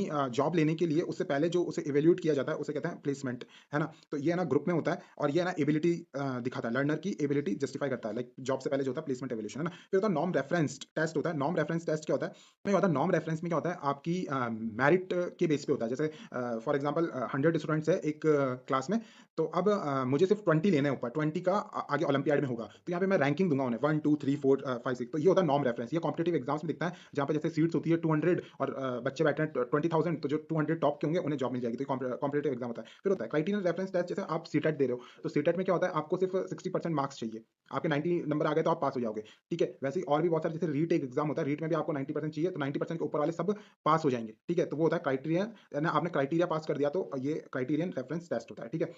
तो जैसे सीटेट और रीट के अंदर, ठीक है। फिर होता है इवैल्यूएशन टूल्स। क्या क्या होते हैं इवैल्यूएशन के, तो एनेक्डोटल रिकॉर्ड्स होते हैं। एनेक्डोटल रिकॉर्ड्स में आता है, ये फैक्चुअल होते हैं, ऑब्जेक्टिव डिस्क्रिप्शन होते हैं कि स्पेसिफिक लर्निंग बिहेवियर, एक लर्नर की लर्नर बिहेवियर होते हैं स्पेसिफिक, उन्हें जो दिखाता है वो होता है एनेक्डोटल रिकॉर्ड्स होता है, ठीक है। चेकलिस्ट क्या होता है, चेकलिस्ट होता है जो लर्नर की स्किल्स होती है तो उसमें जो प्रेजेंस है या एब्सेंस है वो स्किल्स, ठीक है ना, तो उसके लिए हम यस और नो लिखते हैं कि भाई ये टाइप की स्किल्स उसमें प्रेजेंस है या नहीं है, तो उसे कहते हैं चेकलिस्ट। तो एनेक्डोटल में तो क्या होता है, स्पेसिफिक लर्निंग बिहेवियर होता है, उस जो भी लर्नर होता है उसका लर्नर बिहेवियर को कहाँ दिखाते हैं, एनेक्डोटल रिकॉर्ड्स में। वहीं चेकलिस्ट तो क्या होता है, जो स्किल्स है या नहीं है, यस और नो करते हैं। रेटिंग स्केल क्या होता है, हम जब किसी भी इंडिविजुअल को रेट करते हैं, ठीक है, उसकी डिग्री को रेट करते हैं और उसकी क्वालिटी ऑफ परफॉर्मेंस को जो रेट किया जाता है तो उसे कहते हैं रेटिंग स्केल, ठीक है। पोर्टफोलियो क्या होता है, पोर्टफोलियो दिखाता है कि ये ना मतलब कलेक्शन ऑफ वर्क होता है एक लर्नर का, जो कि दिखाता है कि लर्नर्स की ग्रोथ ओवर टाइम, ठीक है। तो वापस एक बार रिवाइज कर लेते हैं। एनेक्डोटल तो क्या होता है, लर्नर का बिहेवियर दिखाता है, स्पेसिफिक लर्नर का जो बिहेवियर होता है उसे किस में दिखाता है, एनेक्डोटल में। चेकलिस्ट क्या होता है, चेकलिस्ट में कोई भी स्किल प्रेजेंस है या एब्सेंस है तो यस और नो में दिखाते हैं। रेटिंग स्केल क्या होता है, rating scale measurement of degree होता है या क्वालिटी ऑफ परफॉर्मेंस होता है। पोर्टफोलियो क्या होता है, जो ये कलेक्शन ऑफ वर्क होता है जिसमें लर्नर की जो ग्रोथ है ओवर टाइम दिखाता है कि लर्नर ने क्या क्या ग्रोथ की है। रूब्रिक क्या होता है, ये एक स्कोरिंग गाइड होता है जो कि डिफाइन करता है क्राइटेरिया और स्टैंडर्ड फॉर परफॉर्मेंस। कोई भी जो टेस्ट होता है उसका क्राइटेरिया और स्टैंडर्ड फॉर परफॉर्मेंस को दिखाता है, वो क्या कहता है, रूब्रिक। ये हॉलिस्टिक और एनालिटिक दोनों होता है। तो अब हम इस पे क्वेश्चन कर लेते हैं, है ना। तो question number 1, which term refers to judging the effectiveness of an entire educational programme. तो जज कर रहे हैं ना, तो आप ये लाइक मैंने कहा था वर्ड्स को आप याद रखना। तो जज करते ही क्या आ जाएगा, इवैल्यूएशन, तो सी आंसर हो जाएगा। इवैल्यूएशन यूज ही किस लिए होता है, ठीक है, एंड में होता है इवैल्यूएशन। और क्या होता है, जज करता है, जज the worth of a programme, ठीक है। Question number 2, which evaluation is conducted during the instructional process. मैंने बोला था टर्म्स याद रखना, ड्यूरिंग आ रहा है, ड्यूरिंग का मतलब क्या होगा, फॉर्मेटिव, ठीक है। ठीक है। तो असेसमेंट दो तरीके के होता है, समेटिव होता है at the end of the session, ठीक है। वहीं जो ड्यूरिंग द इंस्ट्रक्शन होता है वो होता है फॉर्मेटिव, ठीक है। और फॉर्मेटिव इसी को ही कहते हैं असेसमेंट फॉर लर्निंग, ठीक है। ये कंटिन्यूस होता है और इसका एम होता है टू इंप्रूव द लर्निंग, ठीक है। Question number 3, a test that produce consistent result is called.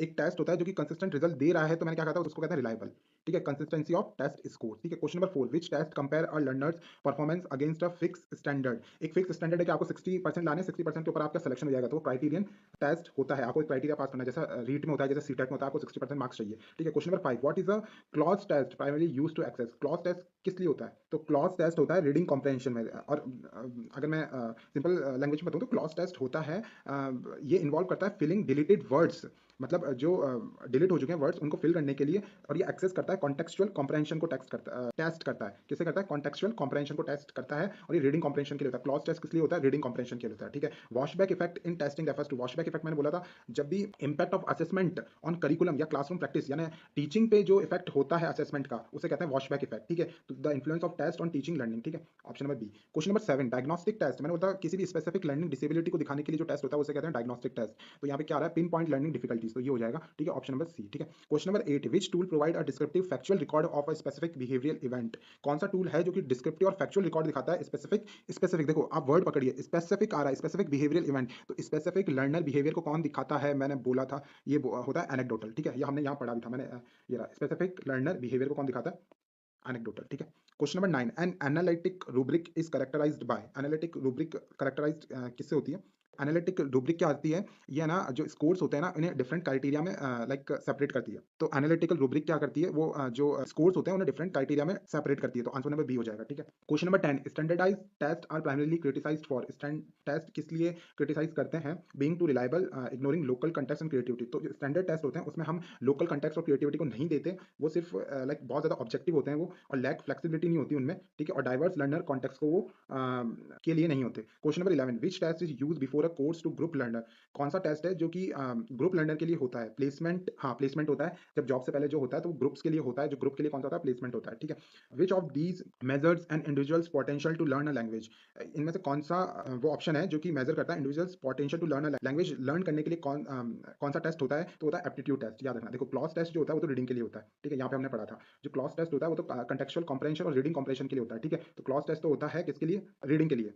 Aptitude test होता है कि हम लैंग्वेज सीख सकते हैं या नहीं सकते, ठीक है। तो aptitude test would be the correct answer, ठीक है। और ये जो प्रोफिशिएंसी टेस्ट होते हैं ये वो होते हैं कि आपने कोई एक लैंग्वेज सीखी, तो सीखने के बाद में जो टेस्ट होता है, जैसे आइल्स होता है, टॉफेल होता है, तो ये होता है प्रोफिशिएंसी टेस्ट। वहीं जो अचीवमेंट टेस्ट होता है ये बहुत कॉमन टेस्ट है, लाइक आपने किसी भी सब्जेक्ट में कुछ आपने सीखा, तो लास्ट में जो टेस्ट होता है कि आप वो अचीव कर पाए वो स्किल्स, तो वो होता है अचीवमेंट टेस्ट। लेकिन हमारा क्वेश्चन जो था, मैं एक बार वापस रिवाइज करा देता हूँ कि क्लोज टेस्ट तो होता है रीडिंग के अंदर, ठीक है, जो कि हमने यहाँ पढ़ा था रीडिंग कॉम्प्रहेंशन के अंदर, ठीक है। वहीं जो एप्टीट्यूड टेस्ट होता है, एप्टीट्यूड टेस्ट पहले होता है कि भाई एक इंडिविजुअल में पोटेंशियल है क्या लर्न करने की, लैंग्वेज लर्न करने की, ठीक है। Question number 13, what is the main drawback of subjective test का सबसे बड़ा ड्रॉबैक क्या है, टू इजी टू मार्क, नहीं ये ड्रॉबैक नहीं है, ठीक है। Lack of mark objectivity, B option. C too expensive, ये तो नहीं होगा। डी लिमिटेड कंटेंट, नहीं। जो सब्जेक्टिव टेस्ट होता है उसका जो एक ड्रॉबैक हम कह सकते हैं, ये ना सब्जेक्टिव चीज पहले हमें समझना होगा सब्जेक्टिव टेस्ट होते क्या है ना। सब्जेक्टिव टेस्ट वो होते हैं जहाँ पे लाइक जैसे जो ऐसे बेस्ड या फिर जहाँ पे हमें लिखना पड़ता है, लाइक हमें क्वेश्चन पूछा है 2 मार्क्स का तो हमें लिखना पड़ेगा, ठीक है। ऑब्जेक्टिव टेस्ट क्या होता है, ऑब्जेक्टिव टेस्ट होते हैं जो एमसीक्यू बेस्ड होते हैं। तो सब्जेक्टिव टेस्ट का एक ड्रॉबैक ये हो सकता है कि मतलब मैंने एक आंसर फ्रेम किया, मुझे कुछ क्वेश्चन पूछा कि राइट ऐसे ऑन पॉल्यूशन, है ना, तो पॉल्यूशन पे मैंने लिखा और मेरे फ्रेंड ने भी एक पॉल्यूशन पे ऐसे लिखा, लेकिन वो फिर मतलब वो डिपेंड करेगा लाइक कौन हमारी कॉपी चेक कर रहा है।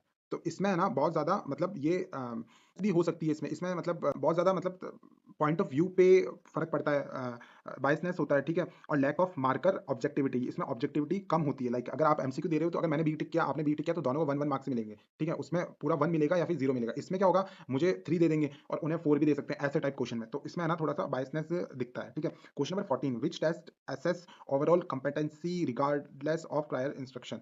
तो ओवरऑल जो कॉम्पिटेंसी होती है उसको कौन एक्सेस करता है, तो यूनिट टेस्ट, हाँ प्रोफिशिएंसी टेस्ट जो कि मैंने यहाँ बताया था कि जो हमने कोई भी लैंग्वेज सीखी तो लैंग्वेज सीखने के बाद में हमारा जो टेस्ट होता है ओवरऑल कॉम्पिटेंसी देखने के लिए, ठीक है? ये नहीं देखता कि आपने कहाँ से सीखी, प्रायर इंस्ट्रक्शन आपके क्या थे, बस ये देखता है कि आप कॉम्पिटेंट हो या नहीं हो। जैसे आइल्स में होता है और टॉफल में होता है। तो मतलब ये प्रोफिशिएंसी टेस्ट होगा जो कि आप जनरल एबिलिटी को देखता है ये, ठीक है? Question number 15, a checklist primarily test, checklist क्या टेस्ट करता है? A quality of a performance, the presence absence of a skill. तो मैंने बोला था चेकलिस्ट क्या करता है, यस और नो में जवाब देता है कि इसमें वो स्किल है या नहीं है, ठीक है? Question number 16, why is the process approach to writing preferred over the product approach? Process approach को क्यों तवज्जो दी जाती है प्रोडक्ट अप्रोच से ज्यादा? क्योंकि प्रोसेस अप्रोच जो होती है ना, वो है ना राइटिंग को एक जर्नी, एक डेवलपमेंट जर्नी की तरह देखता है और रिकर्सिव की तरह देखता है, ठीक है? तो इसमें ऑप्शन हो जाएगा इट इज फास्टर, तो नहीं होता। इट वैल्यूज मल्टीपल ड्राफ्ट्स, हाँ। तो जो प्रोसेस अप्रोच होती है जब हम राइटिंग में है, तो ये राइटिंग की अप्रोचेज है। एक प्रोसेस अप्रोच होती है जिसमें हम पहले प्री राइटिंग करते हैं, फिर उसमें हम ड्राफ्टिंग करते हैं, फिर एडिटिंग करते हैं, है ना? फिर हम जाके पब्लिश करते हैं। तो इसमें क्या होता है, जो एक डेवलपमेंट जर्नी होती है और ये मल्टीपल ड्राफ्ट्स भी होते हैं इसमें, ठीक है? तो इसलिए हमें प्रोसेस अप्रोच प्रिफर्ड किया जाता है प्रोडक्ट अप्रोच से। प्रोडक्ट अप्रोच में सीधा इमिटेशन किया जाता है। Question number 17, what does CCE stand for? CCE stand करता है कंटीन्यूअस एंड कॉम्प्रिहेंसिव इवैल्यूएशन का, ठीक है? कंटीन्यूअस का तो मतलब होगा रेगुलर टेस्ट होंगे, ठीक है? एक टेस्ट नहीं होगा, रेगुलर होंगे। जैसे एफए होते थे, फिर एसए 1 होता था, फिर फिर एफए वापस होता था, फिर एसए 2 होता था, ठीक है? तो कंटिन्यूअस होते थे। वहीं कॉम्प्रिहेंसिव में क्या होता है, कॉम्प्रिहेंसिव मतलब आपका सिर्फ एजुकेशन पार्ट एसेस नहीं किया जाएगा। आपका लाइक आप डिबेट्स में अच्छे हो, आप स्पोर्ट्स में कैसे हो, आपका पूरा होलिस्टिक जो आपका कैरेक्टर पर्सनैलिटी, ये एसेस की जाएगी स्कूल्स में। तो ये पहले हॉलमार्क हुआ करता था school based reform in India का, ठीक है? Question number 18, which test item is objective? इसमें से ऑब्जेक्टिव क्या है? जैसे मैंने बोला था ऑब्जेक्टिव टेस्ट होते हैं जो एमसीक्यू बेस्ड होते हैं, तो option number B. Question number 19, formative assessment is also known as, formative assessment को और क्या कहते हैं? तो मैंने बोला था फॉर आ रहा है, तो इसमें फॉर ढूंढो, असेसमेंट फॉर लर्निंग, ठीक है? इसमें क्या होता है, ये मिड प्रोसेस में होता है और ये फीडबैक के लिए होता है, ठीक है? Question number 20, what is the main limitation of norm reference testing? अब नॉर्म रेफरेंस टेस्टिंग पहले होती क्या है? नॉर्म रेफरेंस टेस्टिंग होती है जब हम on the basis of merit करते हैं। लाइक 200 बच्चे दे रहे हैं टेस्ट, मुझे टॉप 20 चाहिए थे, तो मैं उन्हें रैंकिंग करूंगा, ठीक है? तो रैंकिंग करूंगा, तो इसका फिर मेन ड्रॉबैक क्या है इसका? टू मच फीडबैक नहीं, ये तो नहीं लग रहा। Does not measure absolute mastery, हाँ ये सही होगा। क्या होगा, नॉर्म रेफरेंस जो टेस्ट होते हैं, ये रैंक करते हैं students against others, each other के साथ, मतलब ये रैंक कर देते हैं कि तुम्हारा रैंक 1, तुम्हारा रैंक 2, बट ये रिवील नहीं करते कि क्या वो जो इंडिविजुअल है उसके पास वो मास्टरी आ गई हो क्या। देखो इसमें आप समझने की कोशिश करना, लाइक फॉर एग्जांपल 100 स्टूडेंट्स है, ठीक है? अब मैंने टेस्ट लिया उनका और मैं कहूंगा टॉप 20 का सिलेक्शन हो जाएगा। अब क्या पता पूरी क्लास ने ही कुछ पढ़ा नहीं हो, पूरी क्लास ने कुछ भी नहीं पढ़ा, लेकिन रैंक तो देनी पड़ेगी, टॉप 20 तो लेना ही पड़ेगा। तो इसमें ये पता नहीं चलता कि उन्होंने सच में सीखा या नहीं सीखा। और ऐसा भी हो सकता है कि क्या पता मैंने 100 है और मेरे 100 में से 80 स्टूडेंट बिल्कुल मास्टरी ऑब्टेन कर चुके हैं, लेकिन सीट्स क्योंकि 20 है तो सिर्फ 20 का ही होगा, तो वो 60 जनों ने मास्टरी ले ली है, लेकिन तो भी पता नहीं चलेगा कि लाइक उनका सिलेक्शन नहीं हो रहा है, ठीक है?